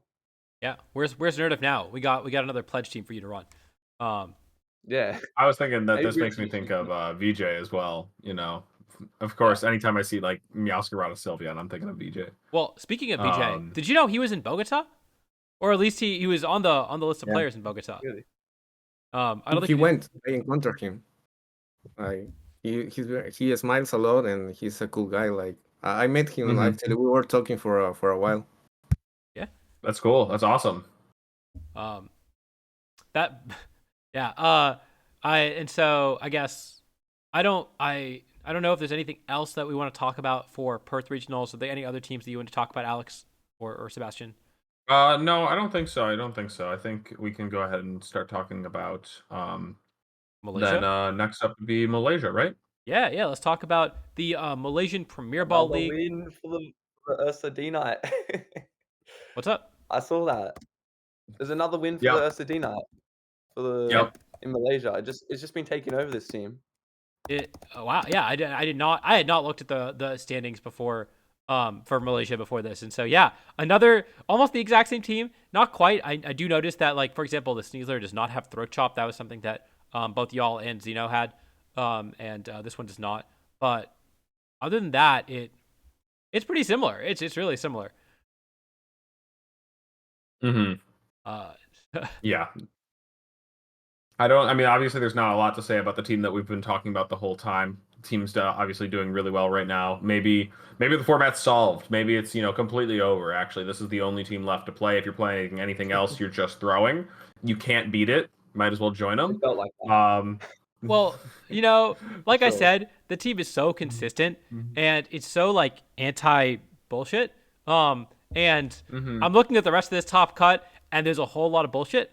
So I'm not surprised that like the team did really well. Right. That's so they ended true, up getting 41 players, I believe. Yeah, the rest of the teams, there's definitely some silly stuff. I think there's also the Ashton team there, right? With this Choice Specs, Fairy, Golden Go. This ultimately the rewards are listed there. These players are going to be getting buys at the Master Ball League, right? It's Master Ball, right? Yeah, Master Ball League, next year. So, this is exactly what Adi wants to see be done for our internets. This system, because he wants there to be a qualifying tournament for you to be able to play at internets, right? Adi, is this exactly what you were talking about earlier? I tuned out. This is an in-person qualifying tournament, which. Oh, so okay. You know what? Now that you've brought it up, there is a. This is actually very similar to the Adi, system. of course, I was joking. I know. But go ahead. There's a system. It's very similar to the system in Yu-Gi-Oh. For YCSs where usually they don't usually cap as far as I know. But they have these things called VIP qualifiers, and they're basically like glorified locals. Where if you win the local, you get a 2-round bye at the YCS, which is like a regional level event for them. And you get to sit in the VIP section and stuff like that. But yeah, you get to so you basically, I mean, hey, what if they just said if you go to this local and you win it, you not only get championship points, but you also get a buy at the internets and you get priority registration for internets, right? That's like also another way to I don't mind a system like that because like as long as everybody knows like that it's going on, it will get the proper amount of like attention and attendance that it deserves, like it's gonna be a real thing that people are gonna fight for. I wonder if people would travel for them. That'd be insane. Like, like I'm gonna fly to this state because I know that they're having 3 this weekend or something like that. I don't know. There'd have to be some kind of limitations put in place, of course. right. But yeah, that's super amusing to think. Also, on a completely unrelated note, I just want to mention the username of third place. It's not like a clickable link, so I don't know if that's just like their in-game name or something like this. But Thus I Atone is like scary, intimidating. Like if that was their like trainer name when we booted up after exchanging team sheets, I would be like, my God, I'm shivering. Like Thus I Atone is scary. Well, I'd also be shivering when I look at the team. I mean, look at this team. What is going on here? I'd be terrified. Yeah. Rotom Wash. I'm just looking at the actual spreads now. Well, the Rocky Helmet Rotom Wash it's very good into Mega Kangaskhan. Because like the parental bond part, and then also like that's why Terra it's Steel, right? Terra Steel. Yeah. Yes. Yeah. Yes. A very good Mega Kangaskhan counter. I mean, it is the Ursaluna Blood Moon counter, right? Also. It's the Ursaluna counter. You Terra Steel, they can't hit you. Oh, yeah. You can pain split. They've got a high HP. You got a low HP. They can hit you if you. They can hit you if you put Weezing on the field next to it. So be careful. Oh no! Don't tell anyone that. They might have not realized. Yeah. No. It's cool that you can use that to your advantage. Maybe I don't think Rotom gets a lot out of being grounded unless you're like damn, I'm really sad that I'm missing out on this grassy terrain healing. Let me get Weezing in. Like, there's not a lot there, but still very amusing to think. I wonder if the Sinistra's max speed, if it's Focus Sash. Because I don't know why you run Focus Sash. No, you could probably still run Bulky Sash. Like, it's just kind of like, maybe it's very important that it gets up Trick Room in certain matchups, and so Sash was the choice there. It's, more reliable at taking a big Oko. If you lead like Insyn Sinistra just for the sake of getting up Trick Room, fake out something, eat the one shot on the other. Two Will-O-Wisp users. Well, it's true, yeah. This team and Intimidate too with Ability Shield. Really hate those physical attackers. Yeah. 2 Will-O-Wisps, Matcha Gotcha, and Intimidate. Yeah, true. This team might have the lowest base stat total of any team that I've seen do well in this format. Between Corby, Rotom, and Weezing and Sinistra. Yeah, I mean, you have to like always exclude Amoonguss from this discussion. Amoonguss breaks a lot of rules, and like Pelipper's a pretty good cheat one as well. But yeah, no, that's totally true. You're right. The Pelipper Amoonguss teams probably do win that competition, sadly. Yeah, Pelipper Amoonguss, like they have such low stats, and it's just like, wait. No, that's not true. You guys are crazy. Choice band on Dragonite also, which is pretty cool. Yeah, I know. Nothing to like, bring it damage to the moon. There's no Chien-Pao, there's no even Stun Journer or anything like that. So kind of amusing to see. And and it's But that yeah, hospitality. other than Oh my that, goodness. I think we'll maybe talk about this in upcoming weeks, but there is, I think, one more Premier Ball League being held in this month. It's like the 28th, 29th weekend. I can't remember which country it was. I'd have to double check the calendar. Actually, here we go. It is Calendar. it is Hong Kong. It looks like at the very end of the year. Yes. Yes. Hong Kong will be the last Premier Ball League, I guess. Is that I think so. true? Looks And like then it. it's going to be all. So I guess they're getting them all done in this calendar year, and then maybe the Master Ball League ones will come next year. I know that we've looked, but sometimes I forget. If you have to play Regulation H on December 28th, I am so sorry for you. Good luck getting practice. Good luck. That's a good point. You have to pick your everyone's left team very good. tomorrow. You have to pick your team by tomorrow for the December 28th Premier Ball League in Hong Kong. The only people you get on ladders, like the people still desperate to play Reg H. They're like, no, don't leave me. I don't want to go I mean, to play that Reg is G." me. I'm not like a ladder fiend, but that is me. I am just like, Regulation H don't go. Same. Um, but that is the last championship point Regulation H tournament is going to be happening this weekend. Sure is. Excellent transition. Going to pat myself in the back, and the best way to transition is to, of course, acknowledge the transition. So, right, and then it's totally seamless. much like this transition, we are also going to be transitioning to a different currency. It's called a loonies. It's what you spend in Canada. Make sure to get some of those if you go to Toronto Regionals. Wait, Adi, I did not do any of that. Do I need to do that? Yeah, Let's talk after the call. You gotta go pick up some loonies. You can pick them up at the airport. Don't worry, it's not too bad. Wait, dude, I can just use my card for everything, right? I'll be fine. So Toronto Regionals should be fun. I guess I'm the local guide to Toronto. I lived in Toronto back in 2019-ish for a year and a half. So the Toronto Convention Center is as compared to when I was there and we had it in Brampton, which is not Toronto, right near Pearson Airport. This is right downtown. It's actually it's really close to Union Station. If you're flying into Pearson, which is YYZ, the big airport, you should. There's a train that goes called the Pearson Express, I believe, that goes directly to Union Station, which is right near the convention center. So it is very close to there. So don't. I saw some people freaking out about how far a drive it is, how expensive the cab would be. Just take the train; it goes directly to Union Station, and you are right next to the convention center. It's very, very convenient.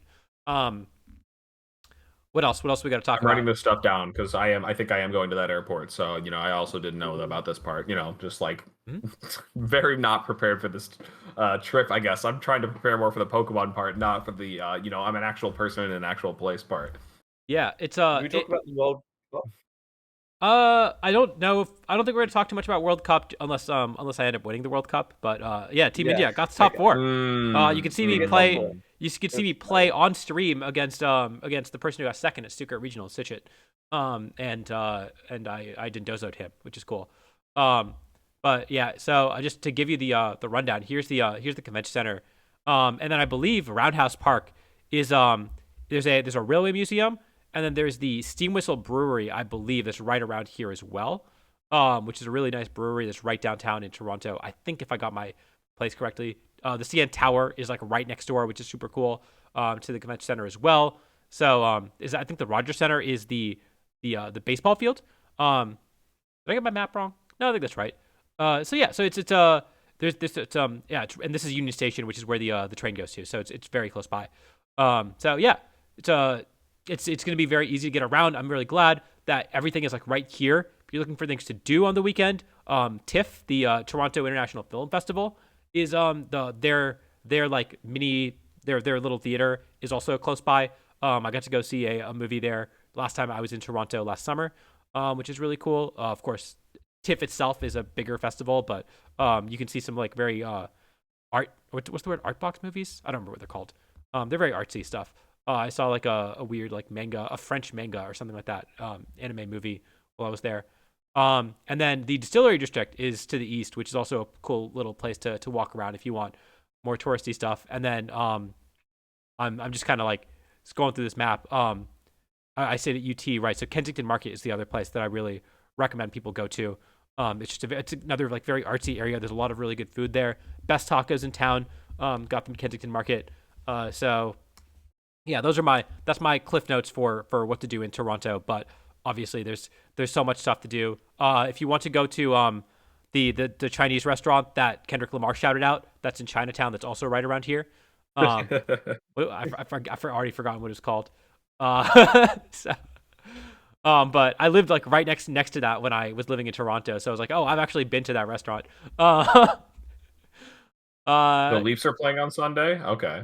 Yep. Yeah. Do you think that'll like impact like the traffic in the city at all? You know, like yeah, like maybe a little bit, but I don't know. Like everyone takes the train to downtown. Again, Yeah. the Leafs game will be in Scotiabank, I believe, which is right next to Union Station. So it might make it more crowded when you go to Union Station if you're taking the train around town, or if you're taking the train to the airport.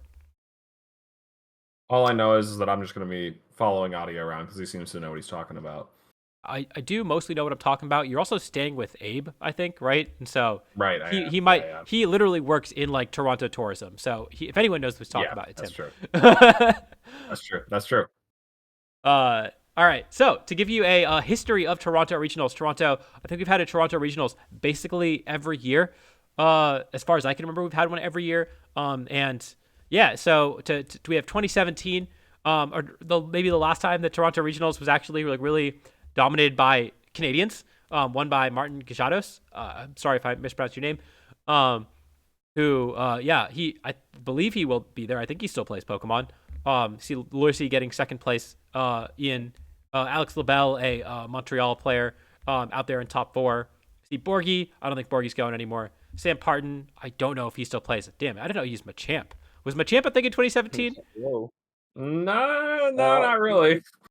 All right. It was like no guard dynamic punch, but nothing much. There you go. Yeah, of these players, I could see Trista going, and Mancuso's maybe going. Ian and Ja and Lorcy. Okay, and Mancuso as well. Okay. Yeah. Nice, And then nice. Is Ian still playing? Or is he? Is who? Who? Is it Ian? Ian? Does He play still plays. Yeah, He's Ian's been around playing, too. yes. I feel I like don't I've know. seen him around. I don't know if he's going. He's out in Texas, so it's a little bit of a flight, but Right. he's around. He was at SAC, so yeah, he's been playing. Yeah. And then Anyways, next up though, we got 2018, no Canadians in Top Cut. We see one by James Beck using the Parish team, I think, or they just maybe just the Gengar team. Was it Choice Scarf Tapa Bulu, or was that a different team? I think this was Scarf Bulu. I think it was Scarf. Yeah. yeah. We see Rajan using Virizion to get second place, which is why for those who don't know, before he was the Miraidon guy, he was the Virizion guy. Fun fact. We got K-Swas, who will be attending. He's a Michigan player. Yuri, I don't think he's going to be there. But we will see some Italians invade. I have heard some other Italians are going to be invading this event. Alex Collins with pledges, which is why we shouted him out earlier when the pledge team was doing well. We see Stephen Maya, Yairo, and Diana Bros also in Top Cut of this event. No, are you? I don't know if you mentioned it earlier. Are you going? He's in Michigan, right? Sure. Michigan's like a hop, skip, and a jump away from Toronto. I'm sure they're. You're right. Michigan is actually like the closest U.S. state to it, huh? I mean, it's not. I think that's New York, but it is the closest USD to Ontario, other than New York, I guess. Okay. But then there's the whole like weird little stretch in Ontario that I could pull. I have the map pulled up. See, there's Toronto, there's Buffalo. Buffalo's pretty close. There's Detroit, right? But you can go through this part of Ontario, this place called Windsor, to get there. So whoa, right, he isn't going. Damn, that's crazy. So yeah. Okay, fair enough. Anyways, moving on to the next Toronto regionals. We see 2019. We did have a Canadian Top Cut, Bingji, as the one Canadian representative. Fun fact about this tournament, Bingji had not gone to any Toronto locals at that point. No one knew who he was. And he was using Sweet Veil Serena. This was back at closed team sheet, not Queenly Majesty. And so, and I just remember hearing rumors that, man, there's some dude who's at the top tables with Sweet Veil Serena. And we just kept hearing rumors about that. And he made it all the way to Top Cut of this event. This was his breakout performance. And then if you followed back in 2019, he was a dominant force. He cut so many regionals back in 2019, 2020 era until he moved back to China now.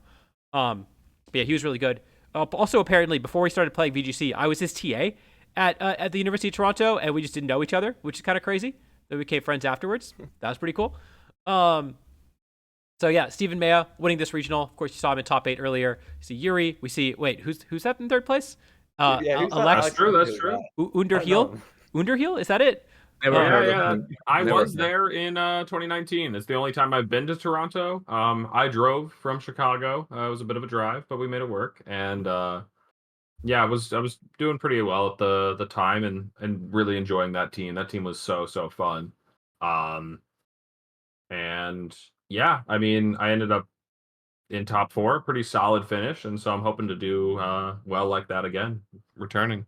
There's also a Zygarde in Yeah, that's Alvin. I actually played so I told this story on stream before, but I played Alvin in top 8. And you know, we're friends and stuff. And so like during our match, we were just like talking a little bit. He's playing on his like ancient, terrible 2DS, and I'm playing on, you know, a new 3DS. And my game was like legitimately 30 seconds ahead of his, you know, like after when we would make our moves and stuff. And so I'm using a Groudon and stuff like that, and I'm like, nice, I hit the precipice blades. And he's like, you did? I haven't even seen it yet. Like, you know, like he's still so far behind, and like I mean, it was a legitimate advantage. I guess I was getting like almost like 30 seconds of extra thinking time every turn because I know how the turn resolved. But like that was just, it was hilarious how different the speeds at which the systems could process the turn. It was goofy. Yep, it was pay to win. True. And so the other James Evans, we see, I didn't mention him. Inosh top cut this regional. And my other story about that, this was the first time I met Inosh. I played him in round 3 or round 4, I think. And I remember apparently he built this team the night before the regional, and he had all of his notes and all of his game plans like scratched out on like on napkins that he just like had. And afterwards he just like he was like, we were talking about it because he's using a really cool team, and he was just like, yeah, check it out. Here's all my notes. And it's just like, it's like on scraps of paper, he's written out exactly how he plays his team. Yep. So it was terrifying. I played him in the tournament, and he dismantled me. So yep. And then, of course, last but not least, we see Ashton also make the top cut after a good finish at Latin American Internet. So we might see him back in this tournament doing well. If you're thinking about a smart money pick, you know, just a hint there. And then finally, that's the. Wait, sorry, 1 second. This is the 2022 team with the, like, you know, Dynamax, Katana, Kyogre, and then there's Zacian instead of Solgaleo. Yeah. That's I mean, this. Yeah. I mean, it's just Pokemon. It's just like, you know, it's just Kyogre Pokemon, I guess. Tornogre, Instant Amoonguss. Like, I don't know, you could see stuff like that in this format, or not this format, but in Reg G and stuff like that. You know, yeah. There's no Katana though, but yeah. No, for sure. I see a lot of people asking about Zygarde in chat. That might be a topic for another day because I could talk about Zygarde for a little too long. A little too long. It was a really cool team. It was a very unique team. I'll say that. And I used it at around that time as well. Never did well with it, but so 2023, we got regional champion Choppa Cross. His first regional championship after getting second at like 6 of these, so it was a breakout performance for him, I guess you could say. Finally broke that. And he played the guy who wins basically every regional that he gets to finals at, which is Paul Chua. Until now, he actually, with Paul and Choppa like swapped their luck at during this game. So Paul started losing in regional finals, and Choppa started winning. Then so Paul second place at this tournament. Raghav, I don't think Raghav is going to be going. Jamie Boyd, I don't think Jamie Boyd is going to be going, but again, we are going to see some European players invade. I wouldn't be surprised to see some British players invade, along with I know at least one Italian going, maybe some other Europeans. I don't know all the Europeans going, but yeah, we see Bobby Rochelle, we see Enzo Ressi, see Andrew Krug, and Justin Tang as the other players in top 8 of this event. This was, of course, when we had top 8 cuts, the brief period of time where we had large events with top 8 cuts, which I cherish so much. Yeah, and so Again, not a Canadian in top cut, but we do see Nate Wright, mechanics, another Toronto area player, getting top 16, representing Canada at least a little bit. Fun fact: I was also his TA, except we did know each other while I was in Toronto. So yeah, that's the history of Toronto regionals. 2017 was the one year where I think this is not 2017. 2017 was the one year where Canadians really showed up, and then since then it's been kind of a rough going for Canadians in their hometown regional. But yeah, let's go ahead and hop into smart money. Who are y'all picking for your smart money picks at Toronto regionals? Who do you think is going to win or overachieve? And Sebastian, I will let you go first.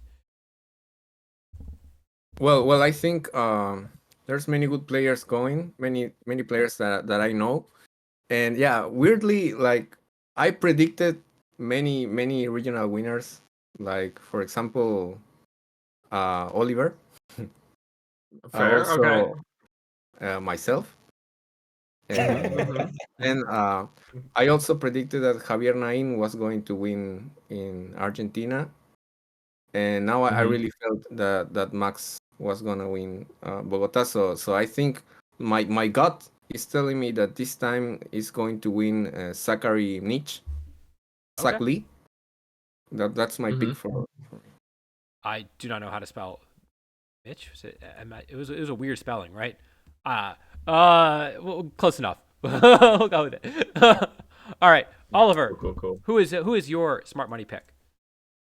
Well, I feel like it's either going to be Joe or Kylan. Kylan hasn't had a massive performance yet, but I feel like he's definitely building up to one, and it is in Canada.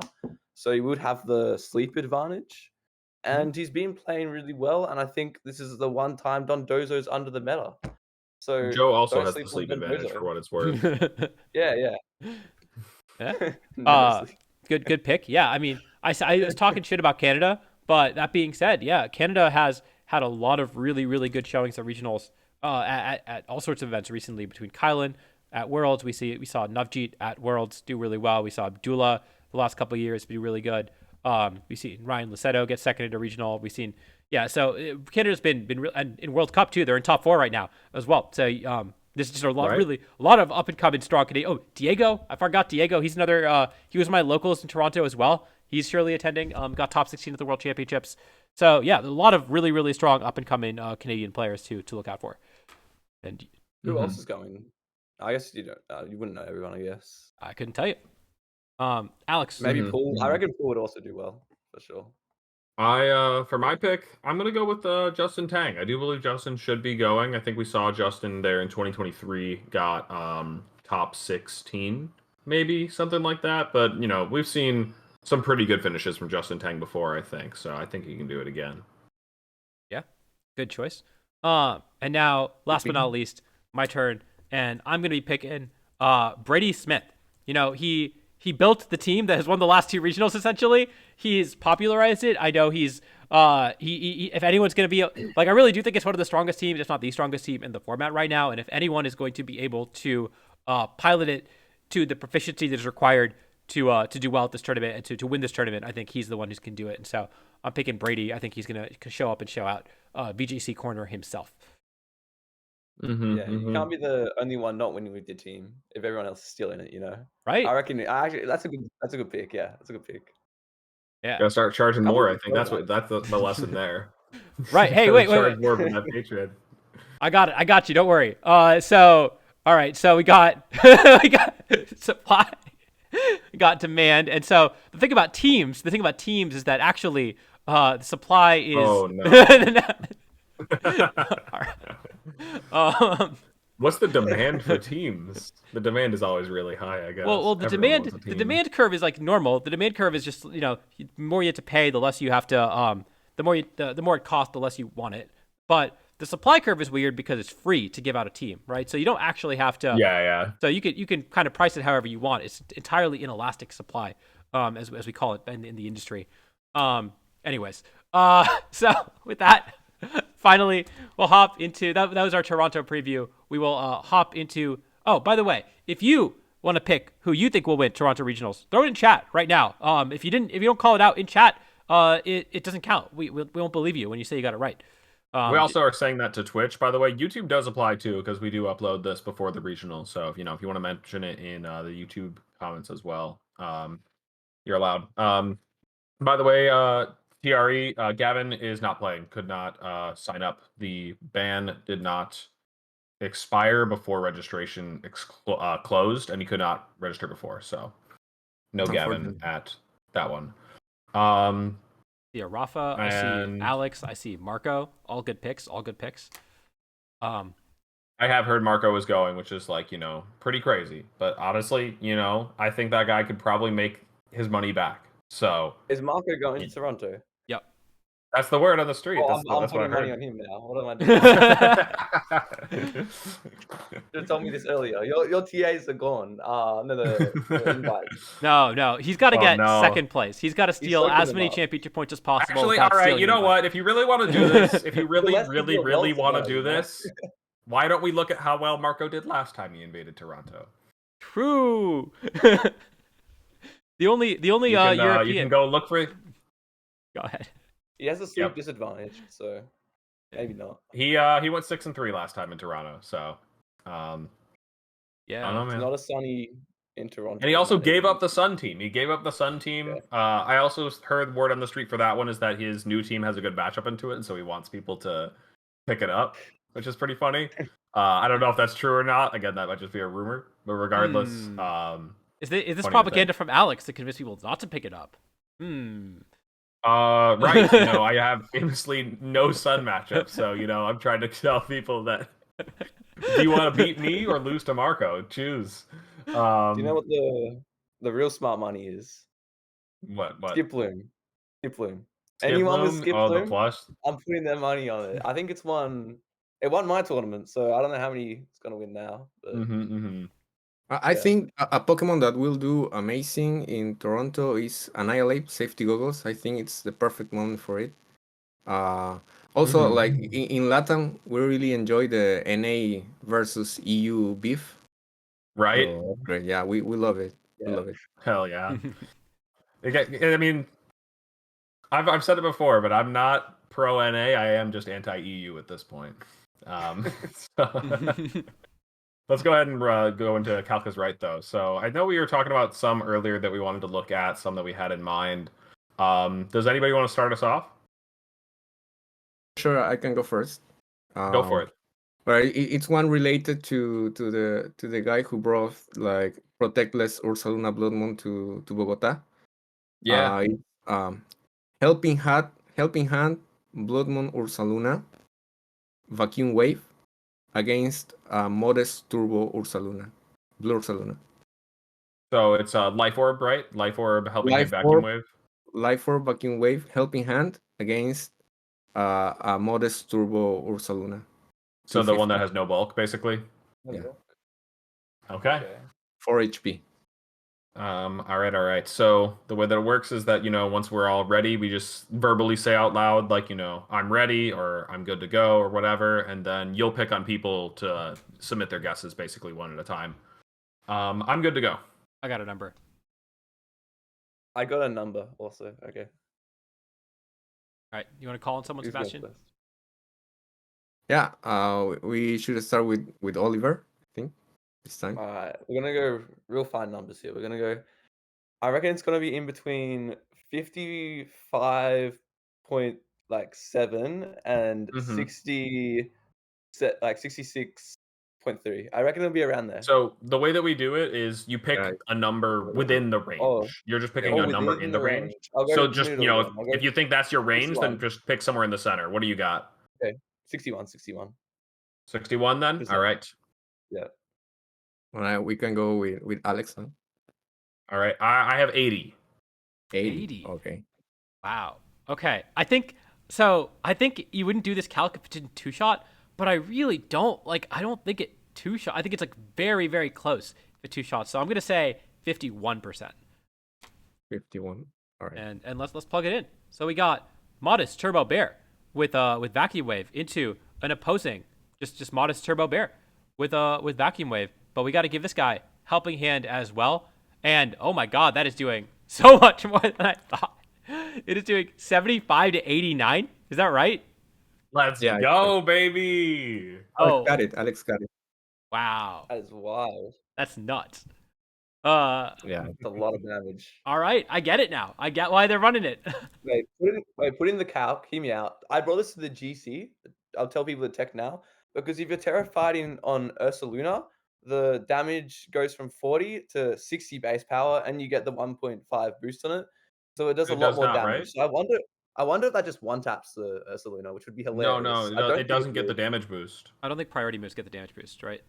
Oh, do they No, not? so there's two Oh, exceptions. so I was Yeah, lying to myself. This whole draining time. kiss and Okay. flame charge, they get the damage boost because they're not multi-hit or priority. You don't get multi-hit or priority Ah. bonuses. It would be a little broken. You'd probably see a I lot thought more it of was it, 60 this honestly. whole time. I was like wondering why no one was using this. I was Mhm. like, it was doing a lot of damage still. It was still like doing like 30, 40% to like Archelodons and stuff. So Right. Yeah. Right. Wow. Like I just ran it. Also, like that means that without helping hand, vacuum wave just 2 shots. No matter what, you catch it this way, Mhm. just 2 shots. Yeah. That's crazy. Crazy. Yeah. All right. Oliver, do you have a calc ready? I do. It's a bit more of a standard calc. But it came up in my match and it was crazy. It was against Kuro. He is using 36 modest Archelodon, and it was at +1 versus, and he was clicking Electroshot, and it was versing a 132 HP Golden Go, which is my Golden Go.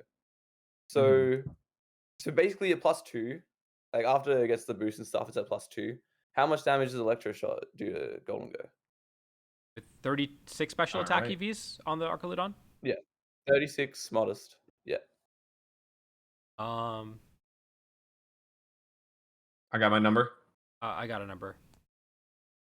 I got a number as well. Okay. Well, Gotta call on someone. So you I'll pick on pick my someone to boy start. Sebastian first. All right, Sebastian. Mine See is how good you count. 92. 92. Yeah. Okay. Call on the next We'll person. go. You pick on the next. Yeah.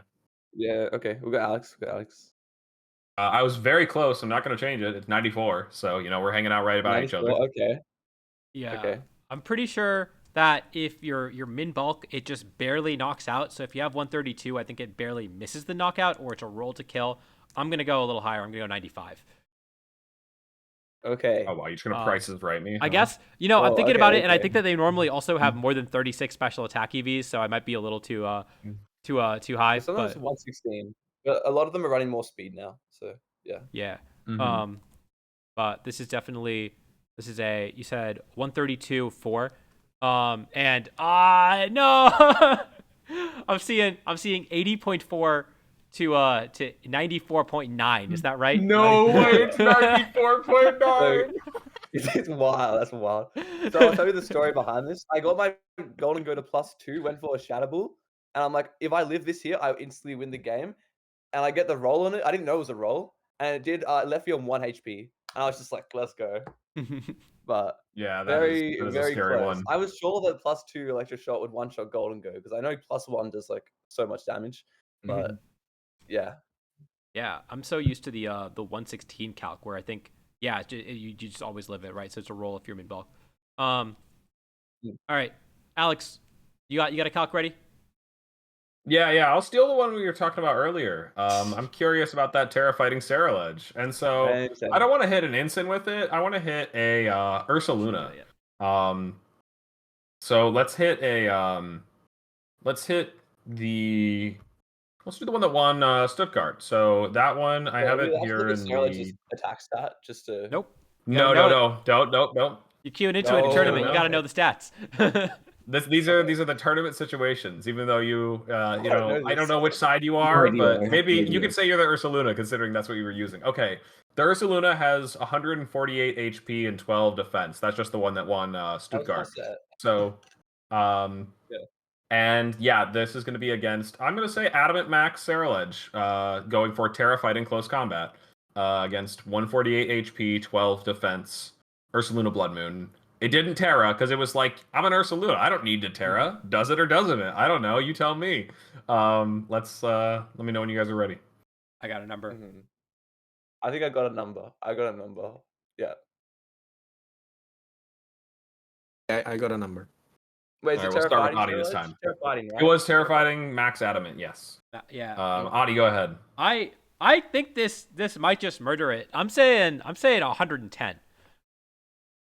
110. All right. Let's go over to Oliver. Okay. So I know my Sneasler calcs. I'm pretty sure Sneasler has more attack than Sarah Ledge. So I'm gonna say it's 91%. 91%. All right. I like it. And then Sebastian. Yeah, I think I'm going to risk everything here because it's adamant. I think 115%. All right. 115. Okay. So, Okay. You got to remind me. The Ursaluna, it was what was this? What was the EV spread? Was it 148-12? 148-12. 148-12. Oh, Into it does add some bulk.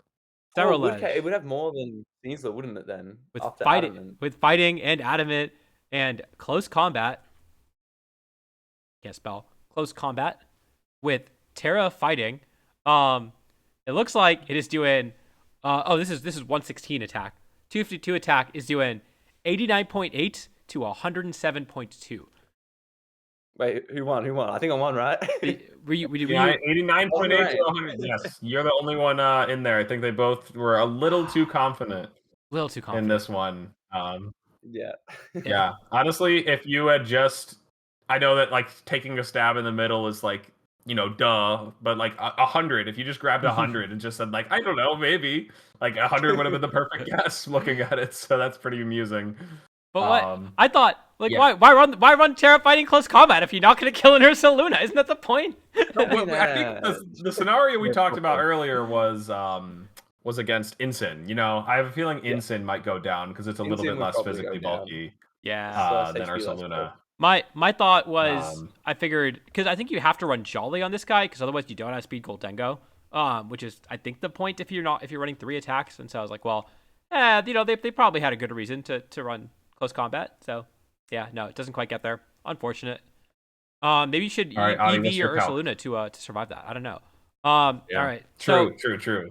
I keep seeing this. I keep seeing this calc on Twitter, and I don't know what it's referencing, but I figure I should put it up for calc is right. All right. So we got a Goldengo. It's just gonna be glass Goldengo, right? 4 HP, 0 defense. And it's taken on a Breloom. I've seen an uptick in Breloom on ladder for some reason. I don't know why. And so the Breloom, let's say it uses Bullet Seed and it gets 3 hits. It's not running loaded dice or anything. Just exactly 3 hits on its Bullet Seed. How much is this 3-hit Bullet Seed doing to Goldengo? What's the Breloom? Max Adamant or anything? Max Adamant, yeah. Okay. Is the Max Adamant Breloom bullets? No, it's not Terra. No, it's just a regular glass Goldengo. Mm-hmm. Is it similar to Scale Shot? Oh wait, important one though, Adi, because the ability is it Technician? Oh, it is Technician. Oh, yeah. Yes, it is Technician. Okay. No, it's what is it? Effect Spore is the other ability. Effect Spore, Poison Heal. Respect the Poison Heal. Run Poison Heal Toxic Orb to counter Sneasler. You can't status it. True. You just poke out with Dire Claw instead. Yeah, don't check how much damage Dire Claw does. All right. I am ready.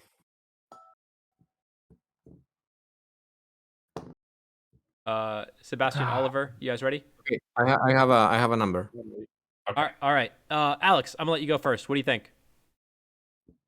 We're gonna go like 22. I don't know. Maybe it's doing more than that, but let's try 22. 22. All right, Oliver, what do you think? I can just picture it in my head doing like 7% each time. So I'm gonna go 21. 21. All right, you're in the same ballpark as me. We're winning or losing together, most likely. All right, and Sebastian, what do you think? I'm going for 28.